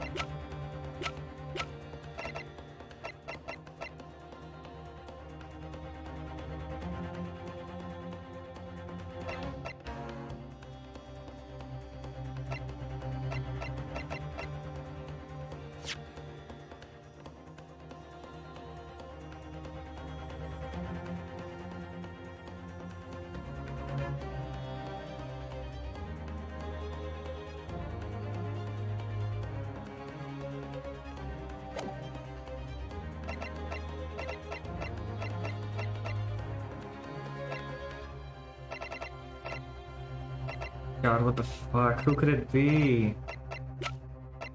Let me try these two. I don't know. Take that! Oh, it is him. Mr. Nash Skulkin. Oh god. Hey, him. Hold it! Please, my lord. Scotland Yard, Objection! Why? Fortunately for you, Inspector, your objections carry no weight here. Eh? In this courtroom, only the prosecution and the defense have the authority to object. But Lord Van Zeeks, I have no idea what forces are in play that might influence your actions. Personally, I have no intention of obstructing the course of this trial.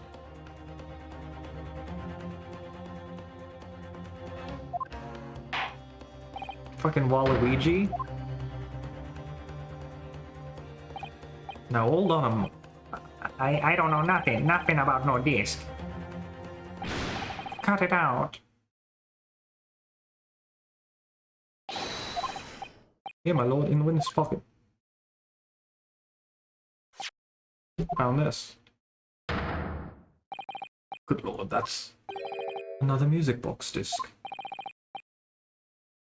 I don't know nothing about it. Nothing.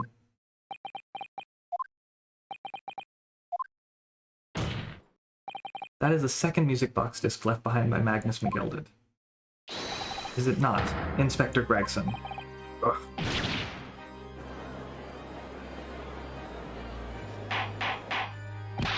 Order, order, Mr. Skulkin. What do you have to say for yourself? Gordon Bennett. I mean, this Gordon Flamin' Bennett. Gordon Flamin' Bennett. I swear I didn't know nothing about that disc. Honest to God. So would you please explain what exactly is going on here? The alleged deal that was struck between this witness and this detective, no? Without question, my lord.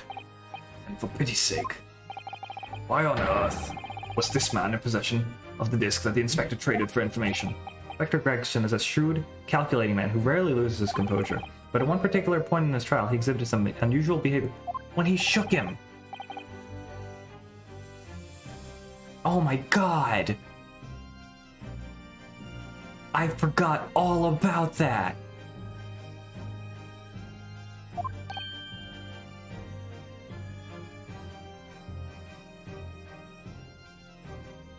Ah! It was, yes, during my cross-examination, Mr. Graydon.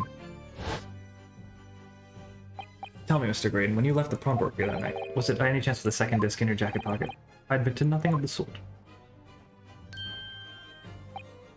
While Mr. Graydon answered my questions, the inspector appeared to have grabbed Nash Shulkin by the coat and was shaking him violently.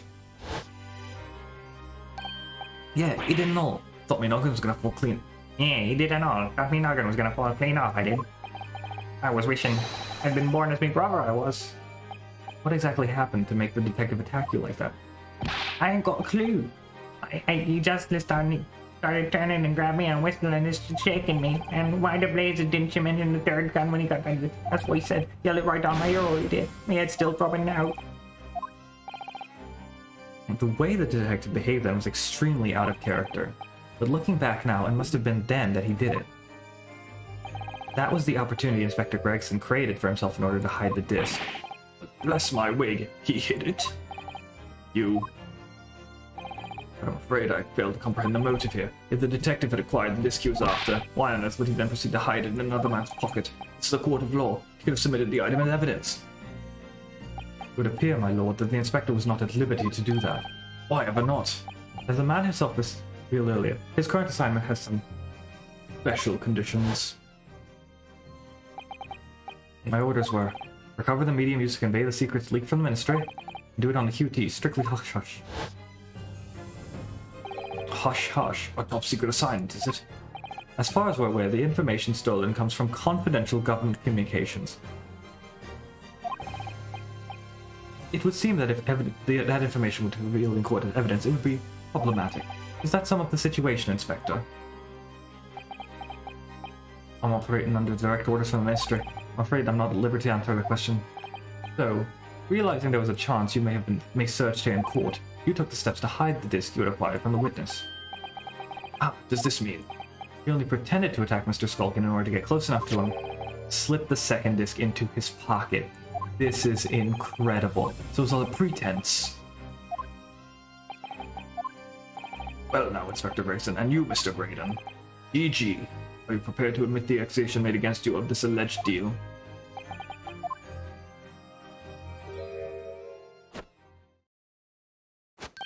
Admit to it, yours truly, please. Mr. Graydon. Clearly, our Eastern visit has an uncommonly active imagination. However, there's no proof that I passed this to the inspector. Objection! But then, how do you explain the reason why you knew about the people? I'm under no obligation to explain. What? What? What? Yes, I lied my testimony. That I admit. So sentence me accordingly. But that is all I admit. Murder, leaking government secrets, striking a deal with a detective. All of it is this young Eastern man's fancy. I have no idea what any of that's about. You... what, mate?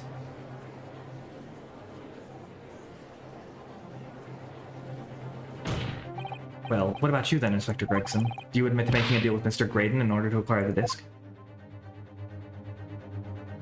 Ladies and gents of the jury, as a Scotland Yard inspector, I will declare this and nothing more. I am acting in the best interest of the country. Whatever I've done, it's been in the name of justice.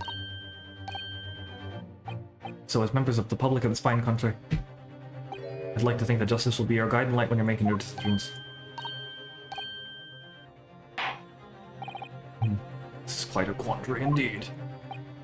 Rarely have I encountered such extraordinary tumultuousness, including of a trial. Nevertheless, in the absence of any further evidence to be presented, I believe it's time we put the matter to the jury for their final leanings. Well now, the fellow servant of the Queen and country, I must say I sympathize with the old inspector. Yes, he's a dependable man, I'm quite sure. In service, one becomes a good judge of character. Even crossing your eyes doesn't help when it comes to looking at this case. It's all blurred to me. As a fellow professional, I'd like to put my faith in the detective, really. Graydon is highly skilled operator. Stop. Currently in presence of idol. Stop.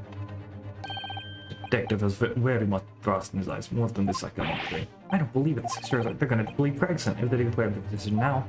Are you kidding me? Is Ginny going to be found guilty? If I don't manage to produce some definitive evidence right now, then we're going to lose. Either some proof that Mr. Graydon killed Mr. Windibank or stole those government secrets, or some evidence to force Gregson into admitting he struck a deal with the witness. Well then, counsel.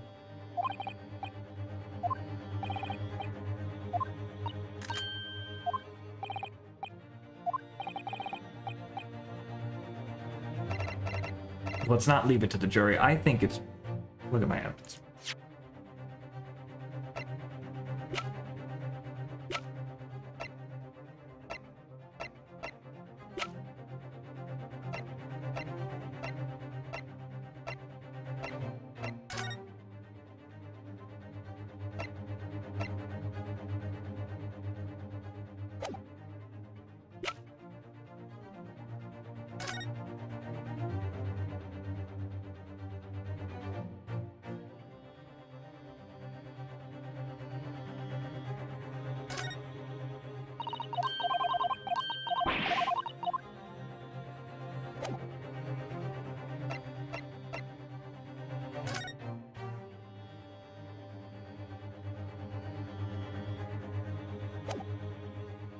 Not a Gregson fan?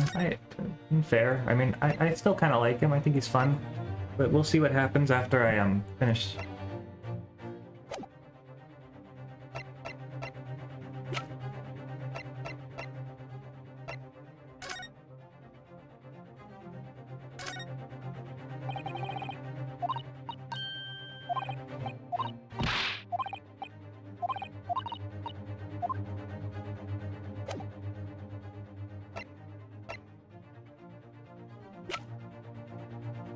I don't fucking know, you guys. Oh my god.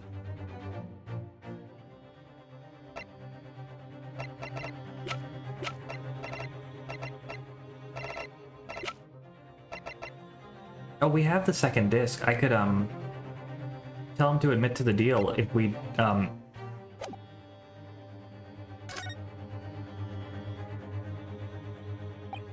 Inspector Gregson, there's one final piece of evidence I'd like you to see. What's that then?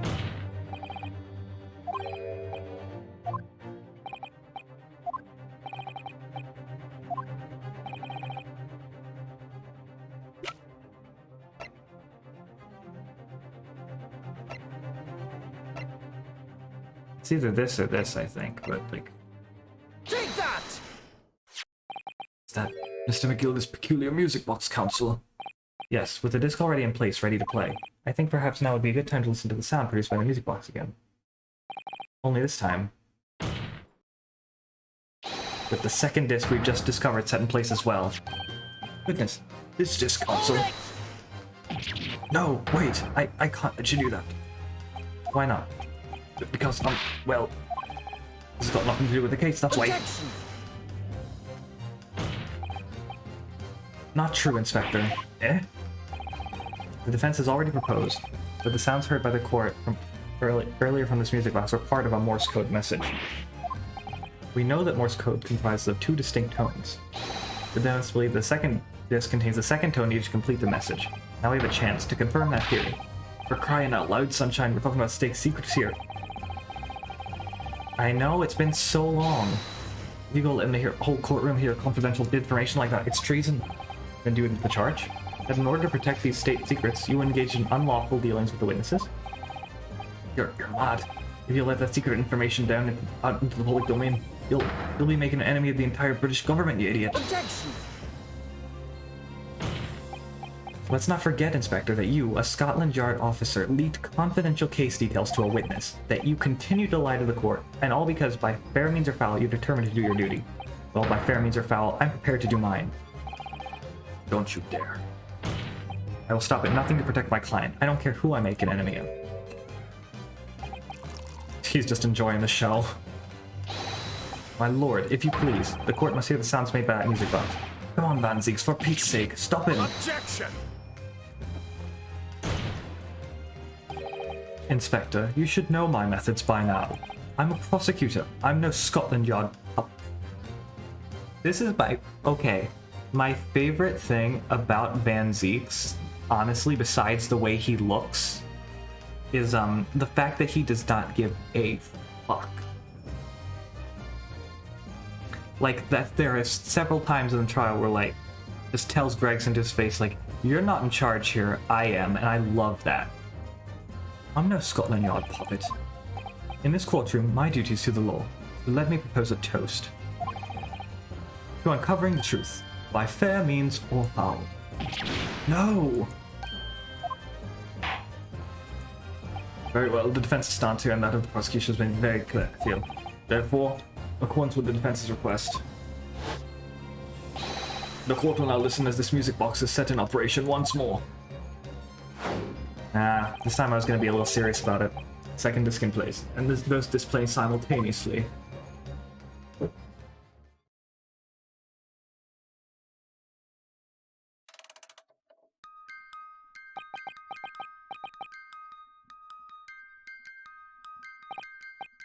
Oh, listen to that. It's unmistakable now. It's Morse code. Alright, I admit it. Whatever you want, for the love of God, shut that blooming box up.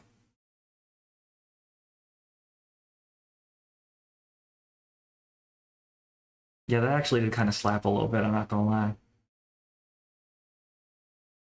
Let me ask you again then, Inspector Gregson. Did you or did you not strike a deal with the witness next to you in the stand, Mr. Ashley Graydon?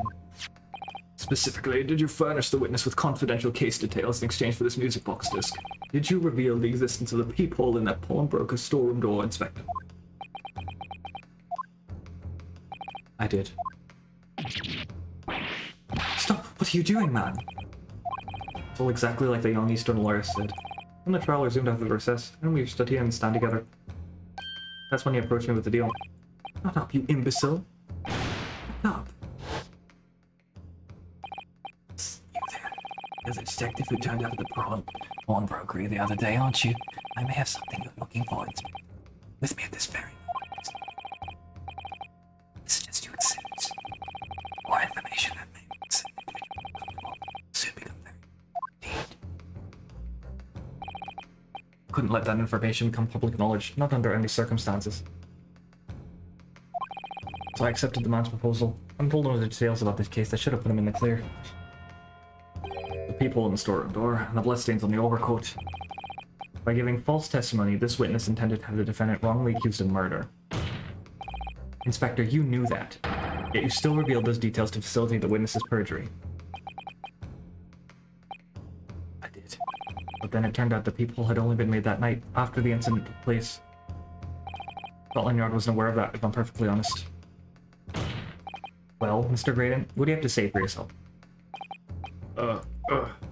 There's nothing and no one left for you to hide behind. You struck a deal with the inspector in order to escape conviction of a very serious crime. Namely this. You are the third intruder who broke into the pawnbroker on the night in question. And you perpetrated the murder of the proprietor, Mr. Pop Windabank. You. Now this is a breakdown. Traitor!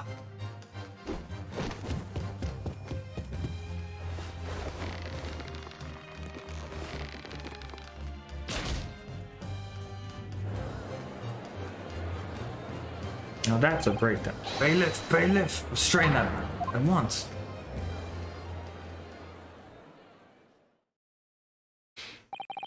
That's it then.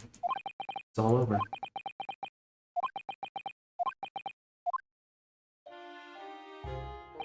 I despise my life growing. Slums of vile places. I was cursed from birth, born into poverty, the son of a penniless artisan. My parents did nothing but quarrel all day long. What little money they had was never spent on me.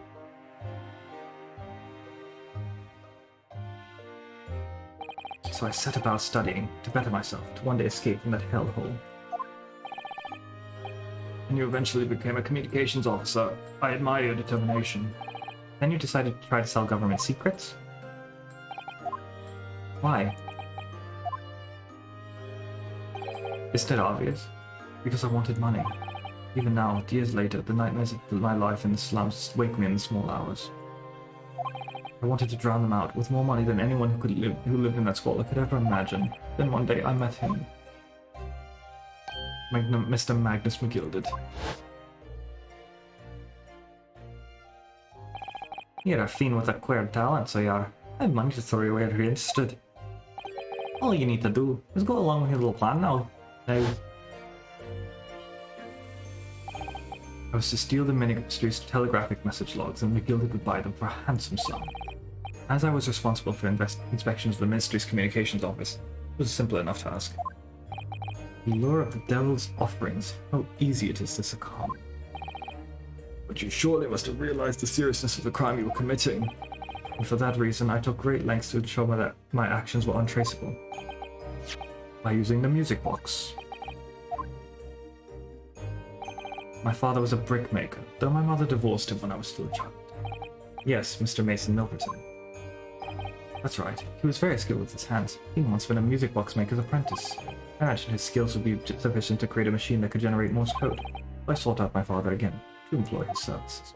It was the first time I'd seen him since I left the slums 10 years earlier.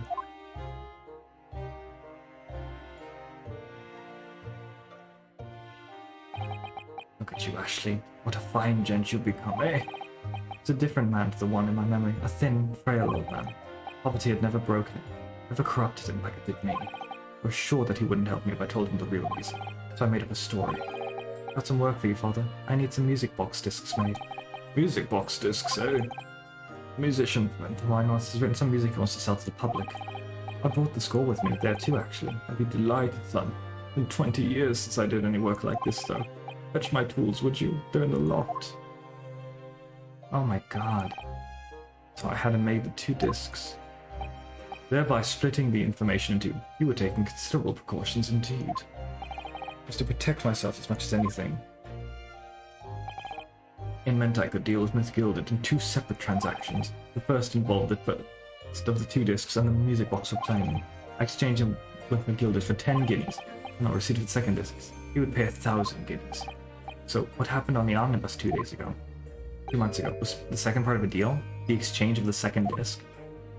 Yes, I'd sold the man information that way a number of times already, but it seemed he became reluctant to part with his money. That doesn't quite make sense, Mr. Graydon. But why was it on that omnibus 2 months ago? Your father, Mr. Milverton, was the one dealing with Mr. McGilded, not yourself. I received 1,000 guineas after my first completed dealings with McGilded. I decided to give 200 to my father for his troubles.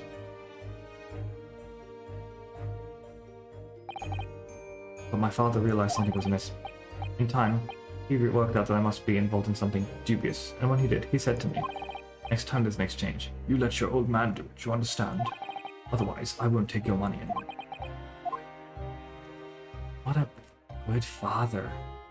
That was my father's way of dealing with it, I suppose. Climb into the omnibus, hand over the second disc, and take the money from McGilded. That's it. I had no idea what was actually on the discs I'd asked him to make. He'd never knew. Just like I'll never know why everything went so horribly wrong that night. All I know is that the disc was taken from him, and he never returned home. Yeah, this is great and all, but what about the killing of Mr. Windibank?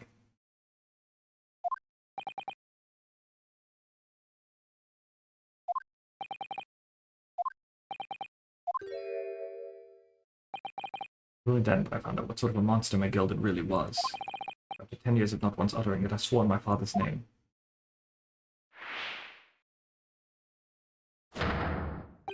To exact revenge. Revenge? Did you burn the omnibus? As anyone with even the remotest knowledge of this man will no doubt be able to imagine, McGilded brought all his wealth and influence to bear in the most despicable of ways. To crush any semblance of justice in this trial. The crime scene was tampered with, evidence was fixed, and witnesses were bribed. That trial 2 months ago was a farce from start to finish. My feet had barely touched British soil back then. I walked into that hornet's nest completely unaware of the sinister background of it all. I'd made plenty of money out of my dealings with McGilded. I spared nothing in my arrangements 2 months ago. I knew exactly who to hire. If you're willing to pay the price, there are people in the city willing to do anything you ask. McGilded himself had shown me that. Are you saying that? I think you have a picture now. I've twisted everything to ensure in this favor to children who walk free. I took matters in my own hands and delivered the justice that monster deserved. It does make the killers way more interesting. That tragic incident following the trial here 2 months ago was planned and executed by yours truly. McGilded's death that day was caused by this man. Everything is ready, sir. Everything is ready, sir. If you'd like to follow me into the water. Oh. What's this ultra? It's sooner than I was led to believe. Well, I must be thinking now.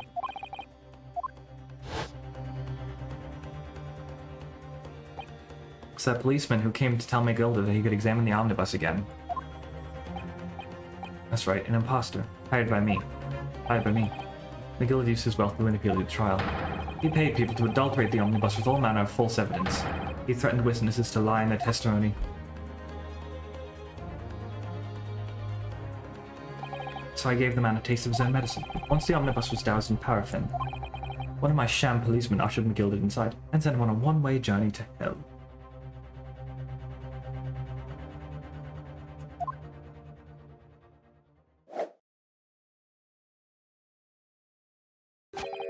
An eye for an eye. That's how I avenged my father's death. Spine-chilling account indeed. That wasn't the end of it for me. There was a loose end, you see. A loose end.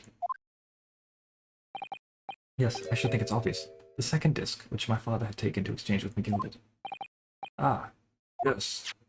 There was indeed no mention of it in a man's trial 2 months ago. Clearly because it had been removed from the scene of the crime. When I realized it was missing, I remembered something. Something from the first time I dealt with it.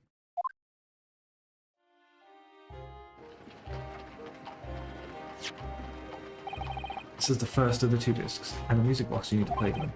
Well, look at that now. What an ingenious little invention. So then, as promised, 10 guineas for you, young man. What's this? Windibank's pawnbroker. Aye, it's a pawnbroker's ticket. So it is. You can use it to redeem an article I've deposited there for you. There's no need to give it a name. Give a name, just hand over the ticket and tell the fiend to watch for it. I'll put a jewel in the pawn for you. It'll fetch a good 10 guineas if you sell it, so it will. I've never heard of a pawnbroker being used in quite that way before. Have you not, Mr. Graydon? London's pawnbrokers are very useful places, you know. Each one is like an extremely secure vault.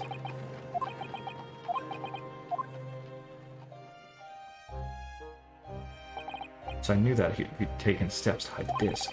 It'd be in that pawnbroker somewhere. And on the night he killed my father, he must have entrusted the ticket to someone. Yes, to Gina. I remember now, when we first met you at Winterbanks that afternoon 2 days ago, you had a description of Miss Lestrade written down. How did you know who you were looking for? From the trial, the pickpocket's testimony was clearly peculiar. Anyone could see that. I realized immediately that she was another McGilda's pawns. Must have threatened us somehow. I was fairly convinced it would be her who had the ticket. So I started to make some inquiries. I had a strong suspicion the girl would come out of the woodwork on the redemption deadline. He was absolutely right. Good night, Blue. Yeah, it's getting late. And yes, sure enough, she did. All I needed to do was wait until the girl went to Winterbanks to redeem the articles. But unfortunately, she redeemed only McGilda's overcoat and the one disc that was in its pocket. The all-important music box with the second disc inside was missing. Because it had already been forfeited 2 days earlier. I was unaware of that fact. Had I not been, I could have avoided my nighttime excursion. Meanwhile, as our investigation into the stolen government secrets was progressing, we picked up on the fact that McGilda was involved. Inspector, you've recovered fast. My orders were to recover the stolen information as quickly as possible. So we started gathering the fellow's possessions and examining whatever we could lay our hands on. We had a full-scale investigation going on at the yard. We had to keep it as quiet as we could. Then, when the inspector took the disc from me in the pawnbrokery that day, I became nervous. I was sure the music box and the second disc were still there in the shop somewhere, but as I knew it was a race against time. I had to find those articles before the police did. That's what prompted you to break into the place that same night. With the help of your old friends, the Skulking Brothers. What happened that night in the pawnbrokery, I can only describe as a nightmare. While Nash and Ringo were searching the counter, I'd located the music box I'd sold to McGilda on the shelves of forfeited articles. The second disc was inside? Yes, I slipped into my pocket with a very deep sigh of relief. Then, something entirely unexpected happened. What are you doing in my shop?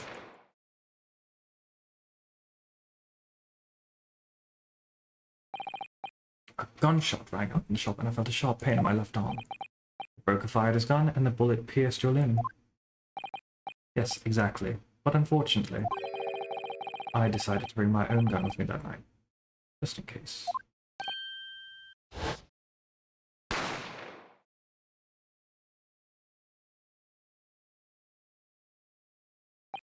I knew what had happened. Was happening, I fired back. The man had already turned to flee, and intended to fire in his direction, much less kill him. Unfortunately for both of us, the bullet hit home. It struck him in the middle of his back as he fled through the storeroom door for refuge. Sorry tale. It took place in the blink of an eye. I don't imagine Nash and Ringo even realize what had happened at first. I was terrified, so I fled. And that's the whole story. That's everything that happened at Winterbanks on that wretched night.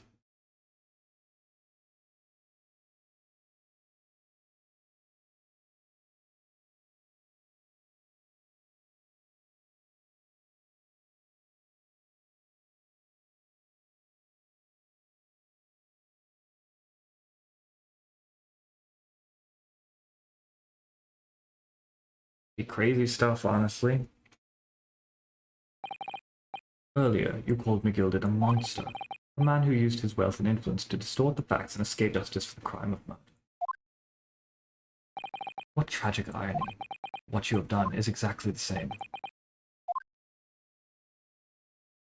You've become the very monster you saw and despised so deeply in McGilda.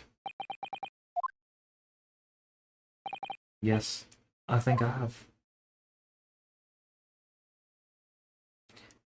Waiter, just rub it in.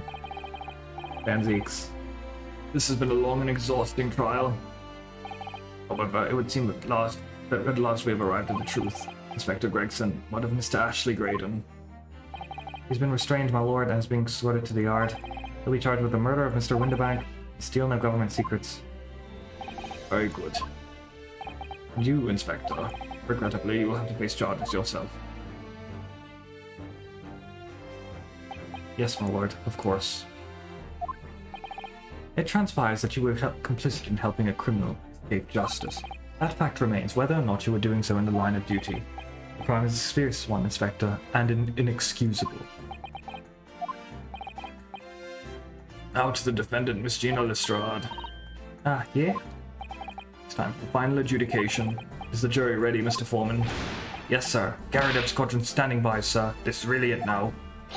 Last push, the final call. Finishing whistle. My men are ready to deliver their verdicts. Thank you, Mr. Foreman. Very well, ladies and gentlemen of the jury. You will now declare your final decisions to the court. Not guilty. Not guilty. Not guilty. Not guilty. Not guilty. Not guilty.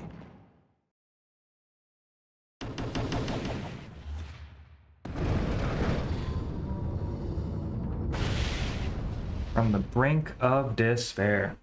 Haha, that's the stop. I'm off the hook. Finally, Bruno, you managed to do it. Finally is the word. I wasn't sure if we'd come out on top for a while there. Susie was right. You're the best lawyer in the world. Mr. Lestrade, I'm not finished with you yet. Eh? Oh, what are you looking at me like that for? Before you start enjoying the freedom, there's certain other crimes to consider. Eh? 2 months ago, in my courtroom no less, you gave false testimony, did you not? And in relation to the trial today, not only did you unlawfully enter Winterbank's pawnbrokery, you also attempted to abscond with Mr. McGilda's property, it seems. Eh? I never done nothing of the sort. Of course not. Not like you were gleefully wearing Mr. McGilda's coat in your cell yesterday or anything. Oh, and just when I was getting excited about throwing a party for Ginny this evening. Turning our attention to the defense. Determining that, when played together, the music box discs contain a message in Morse code was, well, certainly a most unexpected revelation, Counsel. Quite so, my lord. The prosecution was caught entirely off guard. In fact, I think we should applaud my learned friend's courage today. I propose a toast. To demanding that the government secrets be disseminated before the entire courtroom. Oh my god. Ah! Very sorry about that. It was the only way I could get Inspector Gregson to admit what he'd done, so...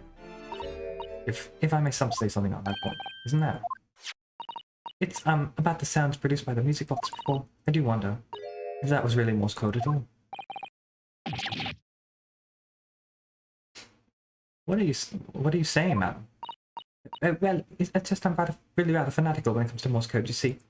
So much so that the whole word seems to be covered in dots and dashes to me, in fact. Goodness, madam, an unhealthy level of obsession one feels. But I must say, in my opinion, the sounds produced by those two discs were nothing more than that, a meaningless series of two different tones. What? Can that really be? It wasn't Morse code after all? Oh, back to the slap. My lord, the defense would like to listen to the music box again. Are you off your nut? How many times do I have to say it? Tell you, those discs contain mystical secrets, sunshine. This courtroom is not an appropriate forum to discuss the nature of the government communications. We know Mr. Gilded conspired to trade national secrets with our enemies. Secrets acquired from Mr. Graydon. Now that the man has admitted to his crimes, we have no need to pursue the matter further. But it's really gonna bother me. Miss Lestrade. Yeah, my lord. That which you have seen today in this courtroom has been extremely disturbing. Falsified evidence, intimidation, perjury. Yes, I am. Just finishing up, Polter. How you doing? A grim catalogue of depravity. Petroid and Rhyme, how was that? You streamed it today, right? Appalling experience to befall any child. Come on, it ain't nothing I didn't see most days back in the slums. I beg your pardon. If you're weak, you pay for it. That's just how life goes. Gina. Well, look, I reckon I've worked something out today. The world ain't fair, but if you want it to change, you gotta start at home. You gotta change how you are yourself. Oh, hell yeah, Bolter.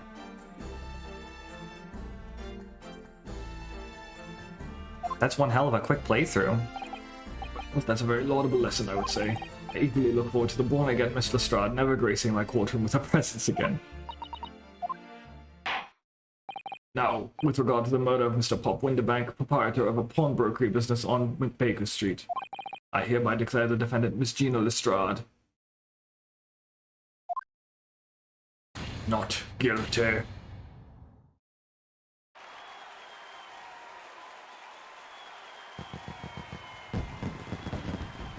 eat fireworks, bitch. Not you. Oh, that's so cute. Look at her. Oh my god, I love Gina so much. I would adopt her. Just give her a good, happy home life. You know, that's all the girl deserves. That is all. Court is adjourned.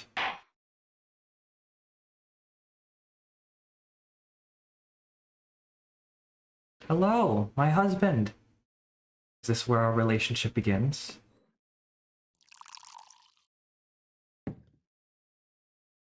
I never get to see it. Actually, no, that's a lie. On a personal note, I must say you've surprised me, my Far Eastern friend. Ah, oh. Despite being a Nipponese, you saw through the pretense of the malice that festered within that Englishman. And at the same time, you saw through the grime to the surprising heart of your English client.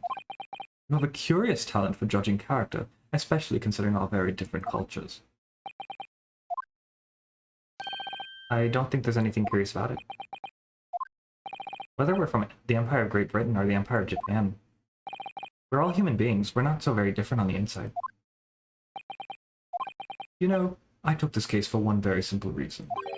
To lock swords with you once again here in the courtroom. Ooh, he wanna lock swords with me in the bedroom too, y'all!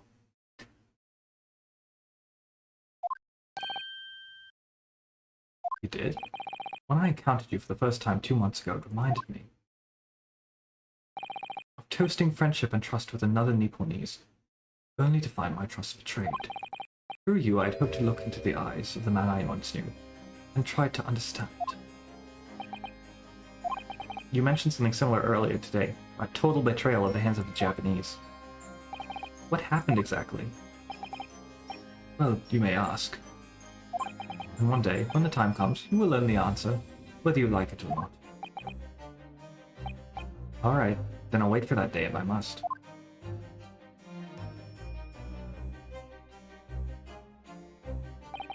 Coming to be known as the Reaper of the Bailey, and my retirement from service 5 years ago gives me cause to wonder if our meeting has some deeper purpose. What is that, 5? So, farewell, my learned Nipponese fellow. Until we meet again. God, I love him. I want to learn more about him, and I assume that's going to be Great Ace Attorney 2. So... fuck.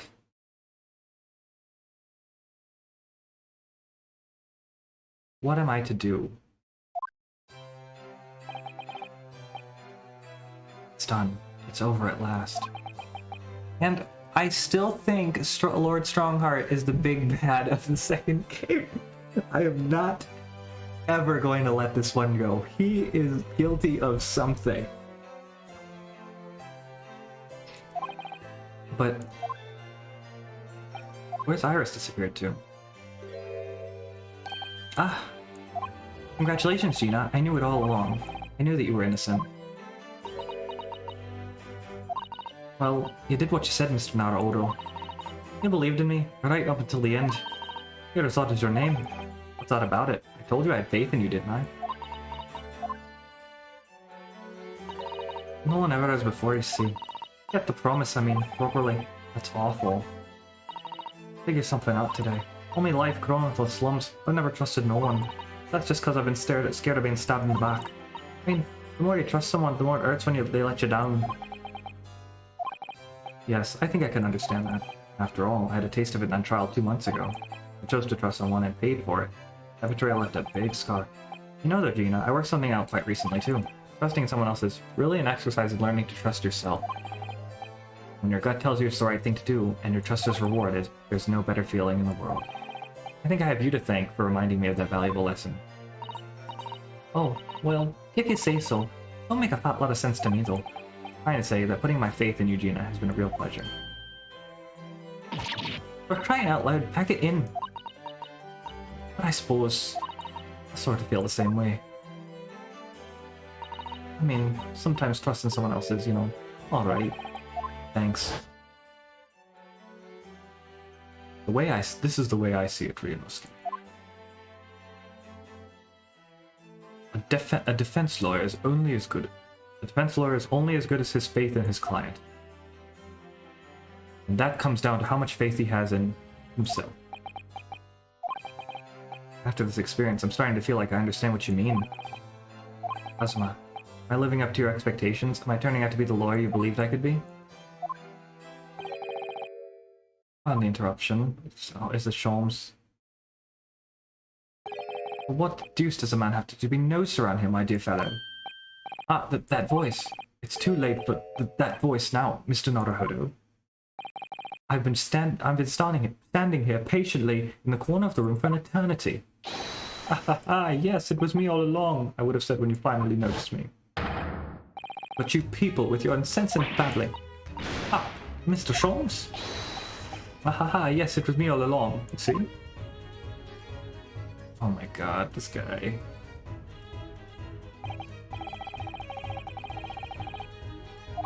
Seemed you'd been taken back to the hospital. Indeed I was, but I managed to escape again. Oh. I happened to be aware of one or two foibles of the doctor who was tending to me. I merely made my knowledge of them known to the man, and he happily issued me with a leave of absence. How very above board. But enough of my adventures. That was a fine victory, Mr. Naruhodo. Your tireless efforts justly rewarded, I feel. Congratulations are in order. As a close friend, I tip my hat to you. Oh, thank you. Some great detective you are. Could I be cold as ice, maybe? Have I irked you in some way, Mr. Strahd? Well, you've been having a snooze in your nice soft bed. Some of us have been having the fight of our lives. Ah, well, that bullet did cause me to lose a substantial amount of blood, it's true. I have indeed been feeling somewhat cold. Not perhaps cold as ice, but, well, a few. Will you take your hands off my neck, please, Mr. Strahd? No, leave them there. And, in some way, I suppose, congratulations are in order for you too, Mr. Strahd. What's that supposed to mean? Why so half-hearted? Well, it isn't. Naturally, this is my intention to alarm you, but...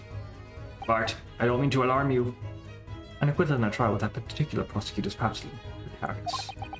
Well done, Mr. Sholmes. Not alarming in the slightest. Oh, the Reaper, you mean? Is anyone who's found not guilty in a trial he was working on winds up dead anyway? Is that it? The very point I was trying to make. As exemplified by the fate of Mr. McGilded, in fact. Ah, but of course, I pay no attention to such irrational drivel myself.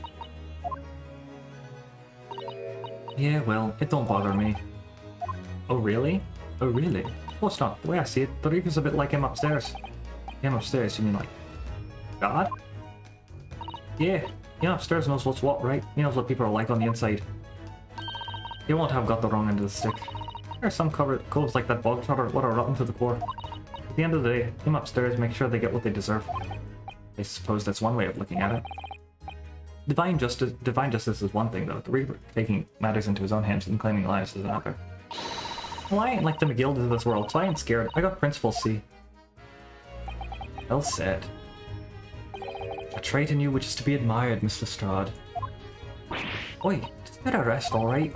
As I was saying, congratulations are in order. The news of your acquittal was very welcome news to me indeed. Let me express my heartfelt congratulations, Gina. Well, there you are, Hurley. How long have you been here? Honestly, I wanted the main entrance especially to meet you there. Oh, Iris, my dear, I do apologize. But wait until I tell you what happened. This pair made utter fools of themselves. What happened? As you know, I have a penchant for disguise. I was hiding in this room dressed as a bailiff. But these dolts didn't notice my presence at all. Ha ha ha, they had no idea. Can you imagine, Iris? Would you credit it? I'm not sure, really. Beg your pardon? I'm sorry, Harley, but you don't seem to have the weighty presence you seem to think you have. Ooh, roasted. In fact, you really ought to be careful about that. It's gonna land you in trouble one day. I'll be careful. Ouch. Anyway, it's such a shame. I was so hoping to throw a party for Ginny tonight, but you won't be able to come, will you? Don't look like I'm gonna be going nowhere for a while. Yeah, the does patter. Got stuff to make amends for. Apparently, all them offences. What was it again? Breaking and entering, taking the bog trotters stuff, what was in log, blah blah blah. Yes, I think that you'll find basically being a pickpocket is the main offense. Not even an offense. It's a job, innit? I don't think so. Still, it's got me thinking all this. Maybe I should start looking for another line of work. I mean, you didn't start off as a lawyer, did you, Otto? Well, no. But I was never a pickpocket. Well, anyway, I reckon I can make a change. I'm gonna do something for all them lot like me from the slums. Something that makes a difference for them. That's a wonderful idea, Ginny, and I'm sure you can do it.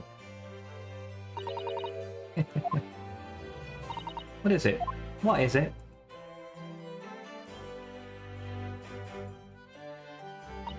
Nothing. Miss Gina Lestrade. The prison carriage has arrived, ma'am. Come with me to the rear gate at once. Great, well, looks like I'm off then. Yes, goodbye, Gina, and good luck. Otto? Yes, yes?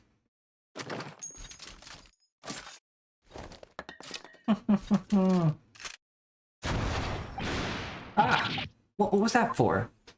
Hey, I don't know, I mean, I don't know what to say, so... indeed. Perhaps the situation calls for a phrase hitherto missing from your vocabulary, Mr. Starr.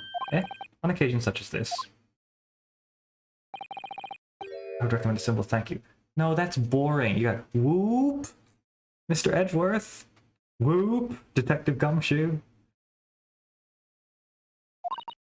Oh. Oh yes. It's good advice, Ginny. Right, I see. Well...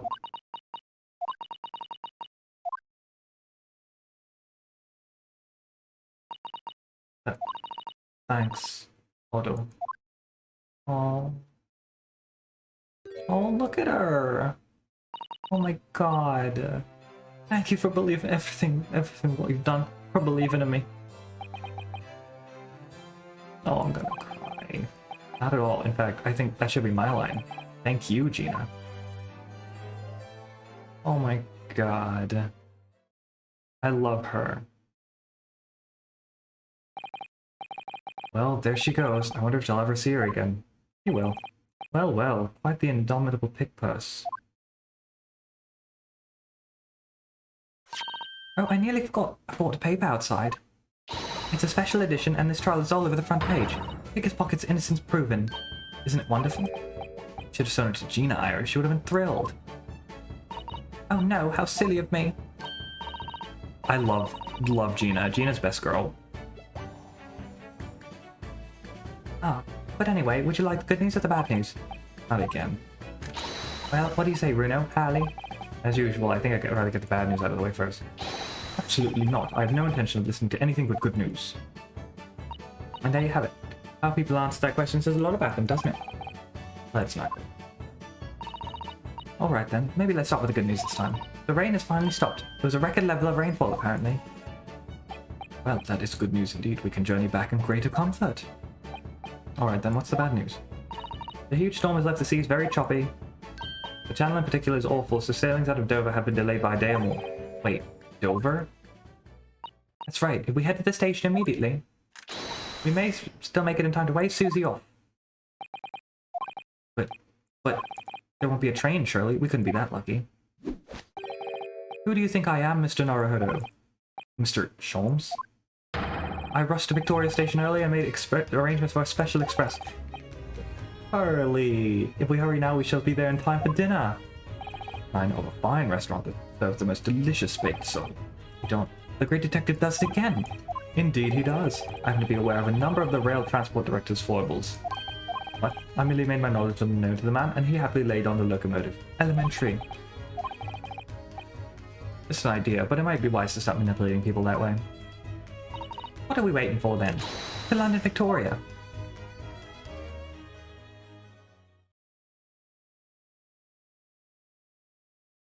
Oh, this is so pretty. This is on a 3DS? What the hell?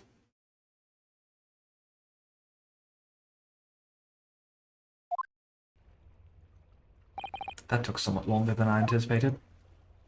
Susie's bet must be allowed to leave now. Miss Susato, where are you? Over there, look. Looks like she's reading something. Hold it! Miss Susato, wait. What are you doing?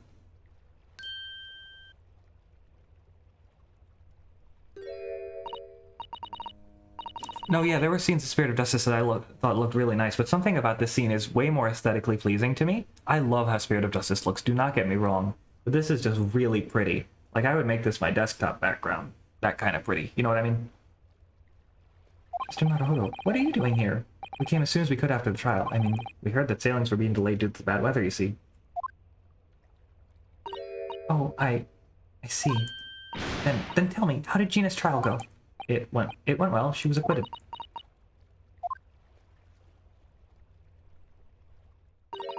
That's wonderful. Really wonderful news.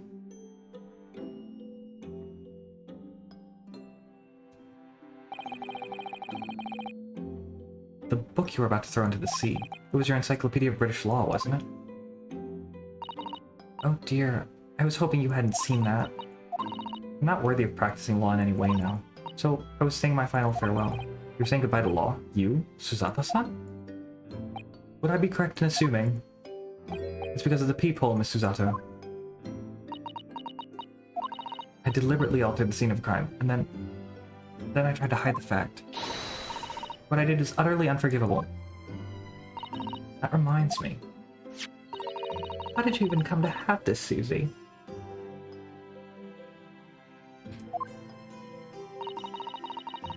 On the evening of the incident, Mr. Sholmes invited Gina to dinner, if you remember.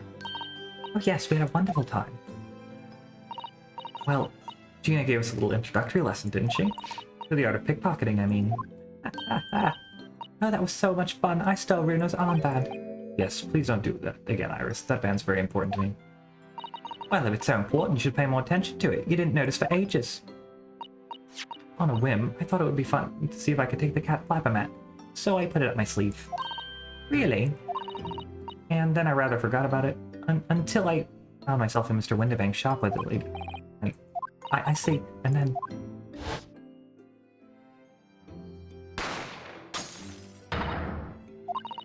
Oh, yep.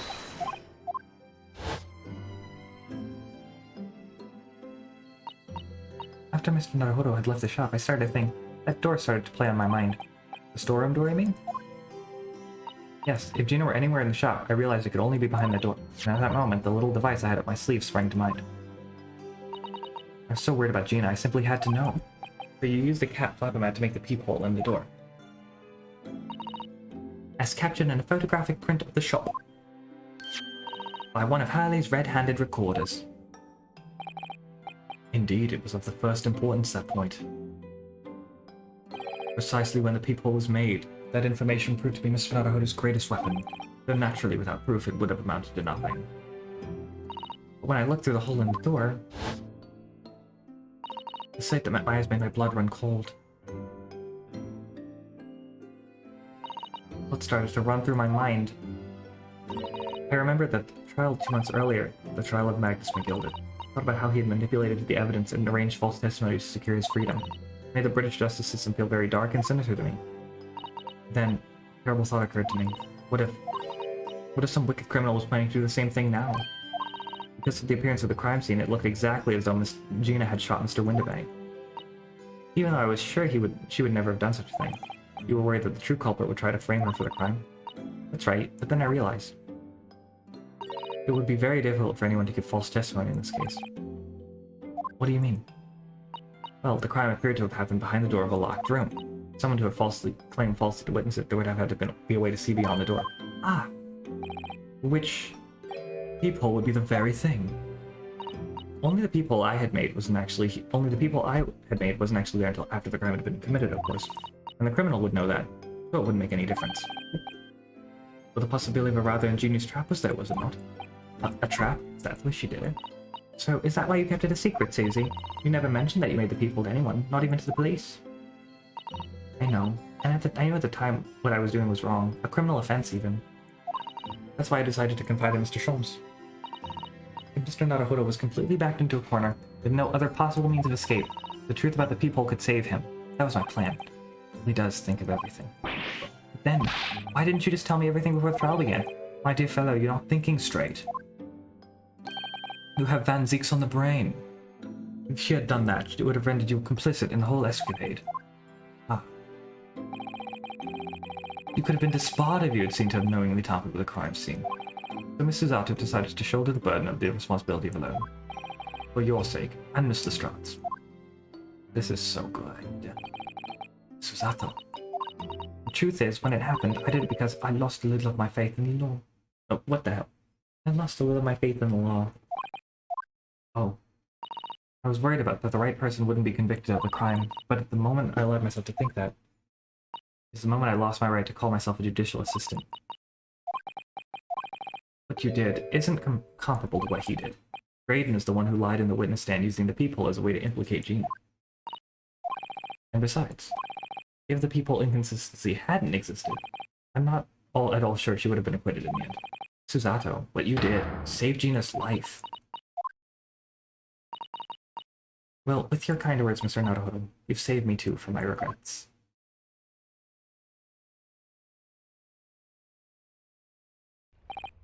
Well, we must all be thankful that Mr. Strahd's freedom has been assured. Yes, exactly. Although some of the loose ends in that trial will continue to play in my mind, for sure. But the revelation that the music box disc contains secret messages, Mr. Naruhodo.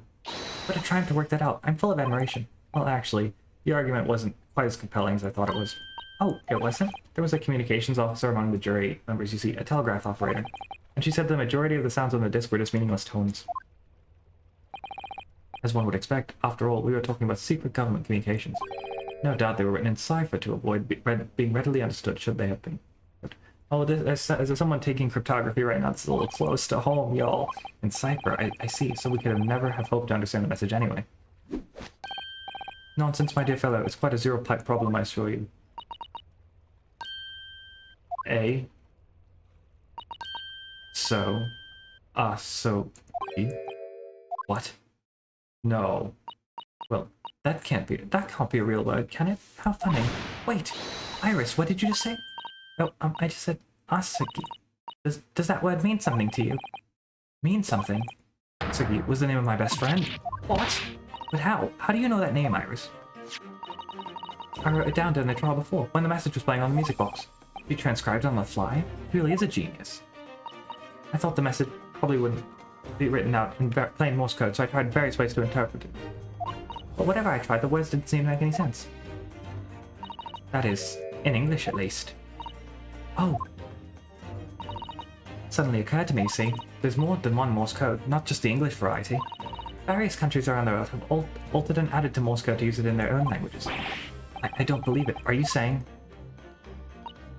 That's right. I've only actually seen a chart of Japanese Morse code once before, but I think it's based on the Iroha Pangram, isn't it? And you mean to say that in Japanese Morse code, the message says Asugi? Yes, I think so. Sorry, but I don't remember all of the Japanese Morse code. Iris, would you let me see that? Miss Susato, do you know it? Do you know Japanese Morse code? Yes, I spent some time studying it. But I'm quite sure Morse code will become ever more important for international communication. Yeah, about that. Might I recommend, dear madam, that you focus your efforts on the English version? Be that as it may. Iris, show me the message, please. Of course!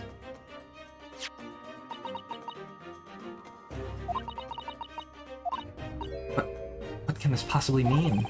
Whatever that long speech is supposedly meaningless sauce and dashes, it's made the color during Susato's face. There's no doubt this message is written in Japanese Morse code. British Empire has been using Japanese for its secret communications? I don't understand the reason why, but the message appears to be a list of 4 people's names. 4 names. First, Kei Asugi. Well, Asugi, why? Why was his name on the disc? Second is A Shin. Shin, I don't recognize that name. Third, Gureguson. Oh, Gregson. Ah, it would seem that Tobias Gregson is the 3rd man on the list. And what's his name doing in secret government communications? Well, his last name. What's the matter, Mr. Susato? You can't read it. It's just a strange Oh, what is it, Susie? Don't keep us in suspense. Last name. It's J. Wilson. Wilson? John H. Wilson? You mean Daddy?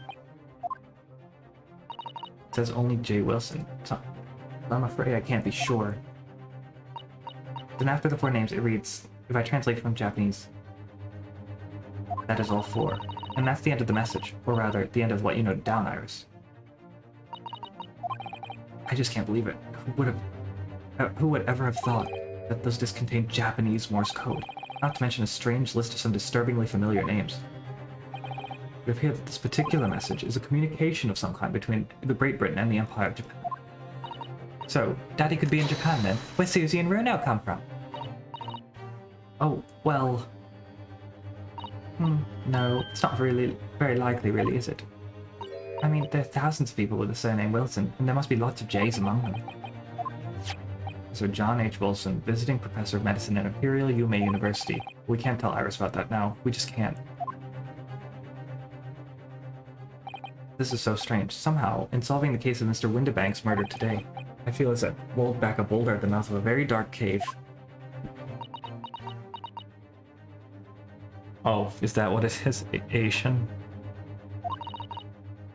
I do wonder if perhaps it's a dark cave that we shouldn't go wandering inside. We'll end up in it. Geez, Sholmes, lay off the beans, man. Oh dear, the ship is going to set sail soon. Yes, it seems so. I'll sail on that steamship to the first port of Dunkirk in France. Then I'll change onto a larger passenger vessel bound for Japan. You're really going then, Susie? We wish you a safe passage, Miss Susato. Thank you so much. I wish all of you the very best. Miss Susato, I had hoped to have you always at my side, to guide me and support me. Please, come back soon. As far as I'm concerned, you really are the best judicial assistant in the world. Oh, don't make me do this. I'm quite sure. I'll be back before you know it. Really, Susie? Oh, now don't forget, Iris. I've made you a promise I've yet to fulfill. A promise? About your manuscript. Ah. Oh yes, the Hound of the Baskervilles. Well, I'll be waiting for you then, Susie. A promise is a promise. Definitely, Iris.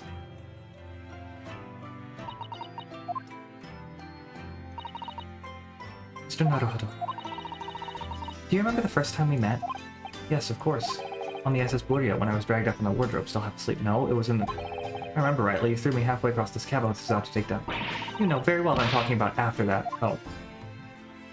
It's strange, but being thrown together as we were in that case, I felt somehow felt straight away that you were the perfect person to continue Kazuma-sama's great legacy. Miss Susato. And my instincts were right. I really want to believe. No, I'm sure that. I'll be back soon. Farewell until then. Ah, yes, your father is still here, and he's sick now.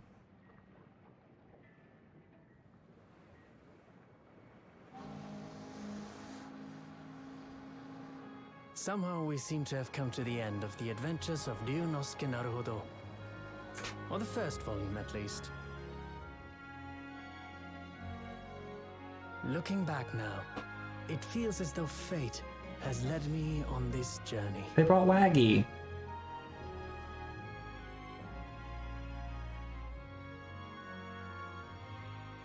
Fate led me to becoming a lawyer, to traveling halfway around the world, to meeting the great detective. I'm sure there'll be trials and tribulations ahead. Oh, yep, that will be 118 years in the Whatever future. happens, Just about. I know I'll be able to turn my fortunes around.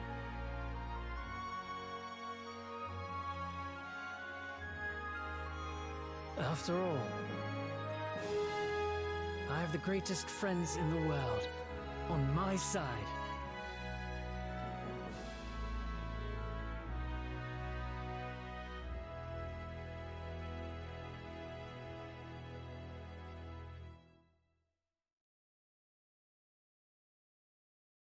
I know. Ah, yes, Mr. Naruhodo. Yes, Mr. Sholmes? I have some rather awkward news. The railway company has decided to sue over the special express train, apparently. Huh? It caused such a commotion on the line, all the other trains had to wait at stations. Oh my god. But really, we would have never made it to Dover in time otherwise. Anyway, I explained everything and how it was all your fault. I know exactly what's coming. Huh? Huh? At times like this, there's only one thing I can say. I believe a formal complaint should be delivered to your office tomorrow. But not to worry, my dear fellow, according to Mr. Sato. You love defending yourself in court. Huh? Huh? Huh? It's alright, I'm perfectly happy to testify. He didn't really look like the sort of man who'd do something so outrageous. See? See? Mr. Sholmes. Yes? A word, if you don't mind? Why, certainly. Any word you'd like. Bellowed out, my dear fellow. Oh yes, I love Bruno's words, and I know just the one he'll use here. And I really must say... Objection! Yes! They all have to end in the same way. This has been so freaking great. This was a fantastic game. Oh my god, what, just so brilliant, so fun, vibrant, full of life. The plots were interesting. All of them. Oh my... And it's only halfway through. In the following weeks, Hunters with Baker Street, there's something with a foot that transpired. I ordered them all myself. Right, the music boxes. Advertising was used by Mr. Sholmes to solve an important case. And the money I've earned, consulting detective work pays a pittance by comparison. God, I cannot wait. You know something? If I have time, I might start the second game on Sunday. Cook's is an overstatement, with some dry toast and insipid coffee. I do miss Susie and her lovely Japanese breakfasts. Oh, I miss her too. God, this cast of characters was so fucking good. Oh god, you. Witness, your testimony is riddled with contradictions. These two again. I don't know Nithos' father. Oh my god.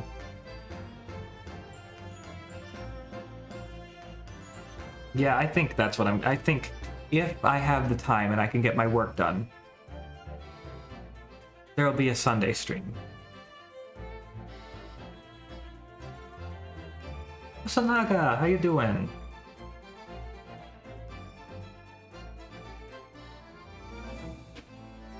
Oh my god, Sozeki. All I did was give Loggerhead offering refuge in my pocket. A man brings some kittens on board, and suddenly he's a hardened criminal. It's not fair. God. Yeah, this has just been incredible. I don't know what to... So I definitely think... So, full disclosure, as much as I love this game, this Case 5... Well, I know it's only because that there's another game to go through. Hi, Strongheart. I still think you did something. But this Case 5 was, like, strange to me, and, like, it was really fun to play. But I think because of all the loose ends, it didn't feel as satisfying, and I think that's the intention, to get you to play the second game. But, oh my god, it did a great job of making me want to play the second one right away. And here I was planning to take, like, 2 weeks of break from the game. Like, I have to break next Friday. There won't be a stream next Friday, because I will be playing... what will I be playing again? No, I won't be playing anything. I'll be going home for the weekend. And then, the week after that Friday, I'm actually playing... So October 29th, I'll be on Junibug's channel playing Monster Prom with her, Ace Fangirl, and Sarah Bear. So that's gonna... So I'm gonna have to address some things by moving some things around. But suffice it to say, there will be Great Ace Attorney. I am not taking a break. There's not gonna be a 2-week break, okay? There will be more Great Ace Attorney. The Dicky Peg, huh? Or Mr. Gyarados. Yes? Yes, Flarker? What's up? Yeah? Good. Thank God. My Rolly's back on the beat again. Oh, she's so cute. All thanks to the Reaper. There's nothing more I enjoy more these days than hunting out small change in the gutter. I'm a better Bobby now, looking out for Londoners, their drop happenings, and my lovely wife, Sad. Oh, Pat. Oh, Rolly.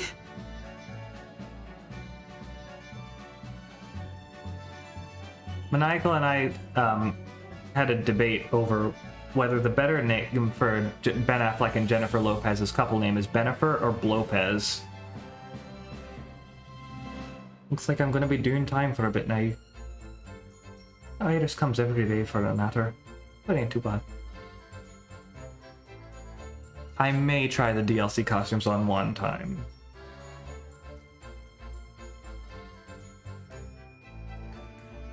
Starting case 3? Okay, good to know. Junichi. Wow.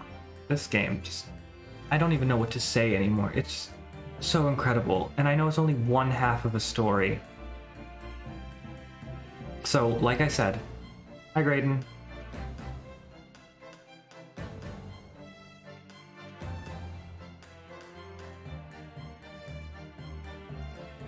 So, what was I saying?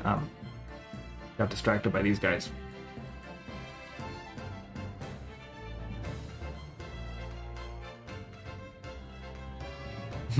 Look at that. No, but yeah, I think there will not be the planned 2-week break. I need to start this ASAP. And I need to play this game pretty often. So there will be a Sunday stream. As far as as barring anything terrible, there will be another Sunday stream. And it'll be at 7:30. The schedule might be a little wonky, but I need to make this stuff up. Oh, you know what I mean? Things need to happen.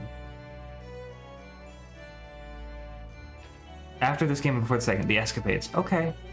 Maybe I can do an escapade stream one of these days. I don't know.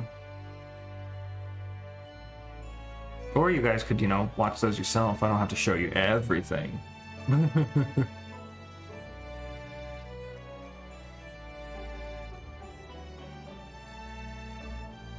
Wow.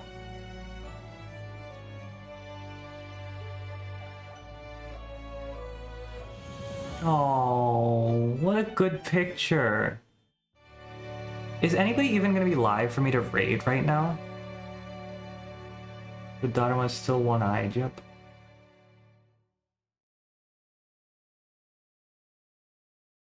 I'm gonna get a save prompt or something?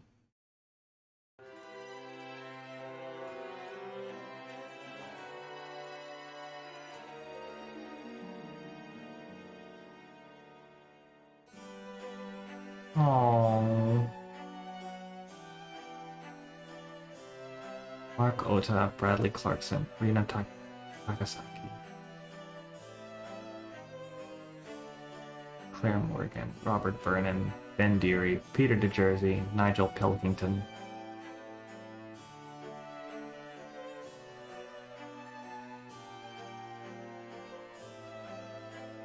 Look at them.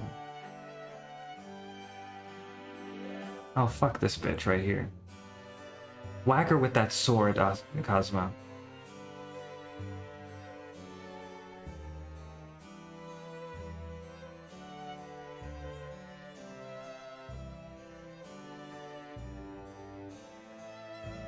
Look at them.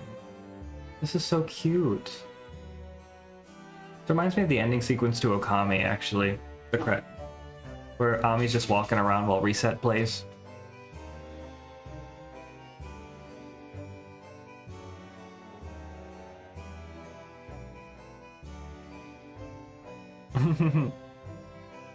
Makes sense.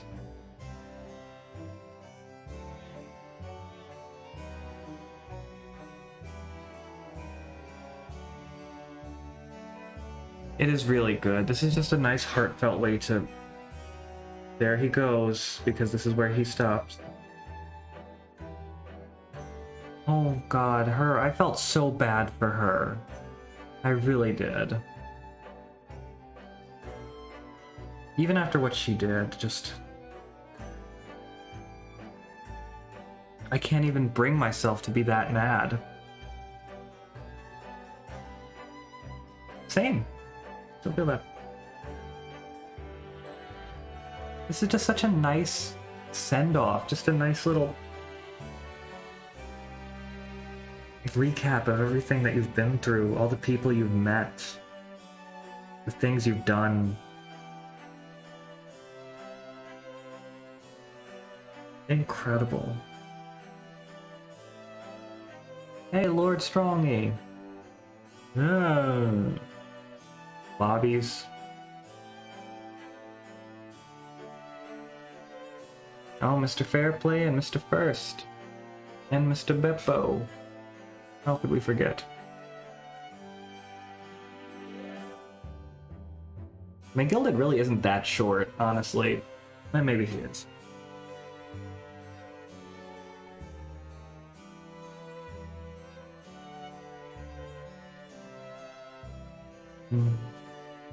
That's so meaningful. You guys don't understand how meaningful it has been to actually have my reactions to an Ace Attorney game saved. This franchise is everything to me. And to be able to finally play one after all these years for you guys and have it there to look back on, I'm so grateful. Thank you everyone for hanging out. Even if you were here, you were lurking here for like 5 minutes, I don't care. Thank you for being a part of the experience. I had so much fun, and I can't wait to do it again with the next game. There he is with his leg, my husbando. I want to learn more about his story. What is that about? Largra, what the hell is that about? You can't do that. Thank you so much. Oh, look at these, look at them. Thank you so much, dude. You didn't have to do that. Very, very sweet of you. Oh, now I'm gonna get all emotional because everything's going on at once. Just thank you for sticking by. I know the visual novel streams, especially when they go on for nearly 8 hours, aren't everyone's thing. But it really means a lot that you guys are here to support and just join me in something that is probably one of the most meaningful streams I've had in a long time. It means the world. This series will always be my child. I will love it to death. Even if there are games that I would pick ahead of it on their own merits. This series as a whole, probably my favorite series. So fantastic. Wow.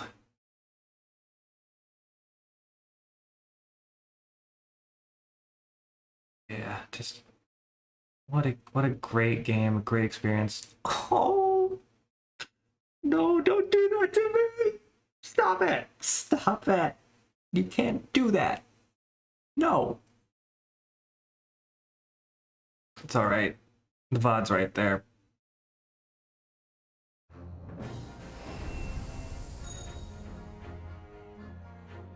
Wow, now that's a great mix. Well, I think it's time that I looked for somebody to raid.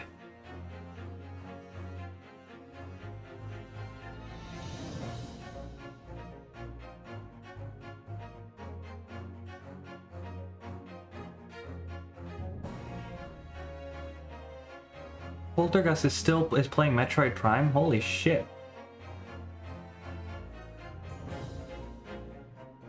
Oh, let's see what we got going on here. What the hell? I never get to raid Polter. I'll raid Poltergust 5000. And don't worry, I have a raid message in mind. It's sinful, and it'll ruin the mood of everything I just talked about, but I have one in mind.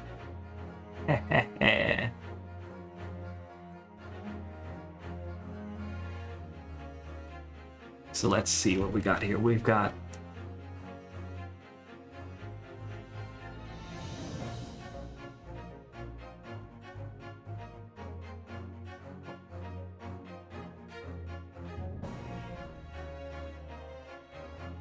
That's the raid message. Give me Femboy Sholmes, you cowards.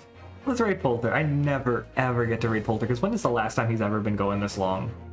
Actually, he's about to end, but that's okay. We'll give him a nice send-off. Peace. I'll see you guys next time. I've said pretty much everything I need to say. No, all the best to you all, and I love you very dearly, and I will catch you later. Bye!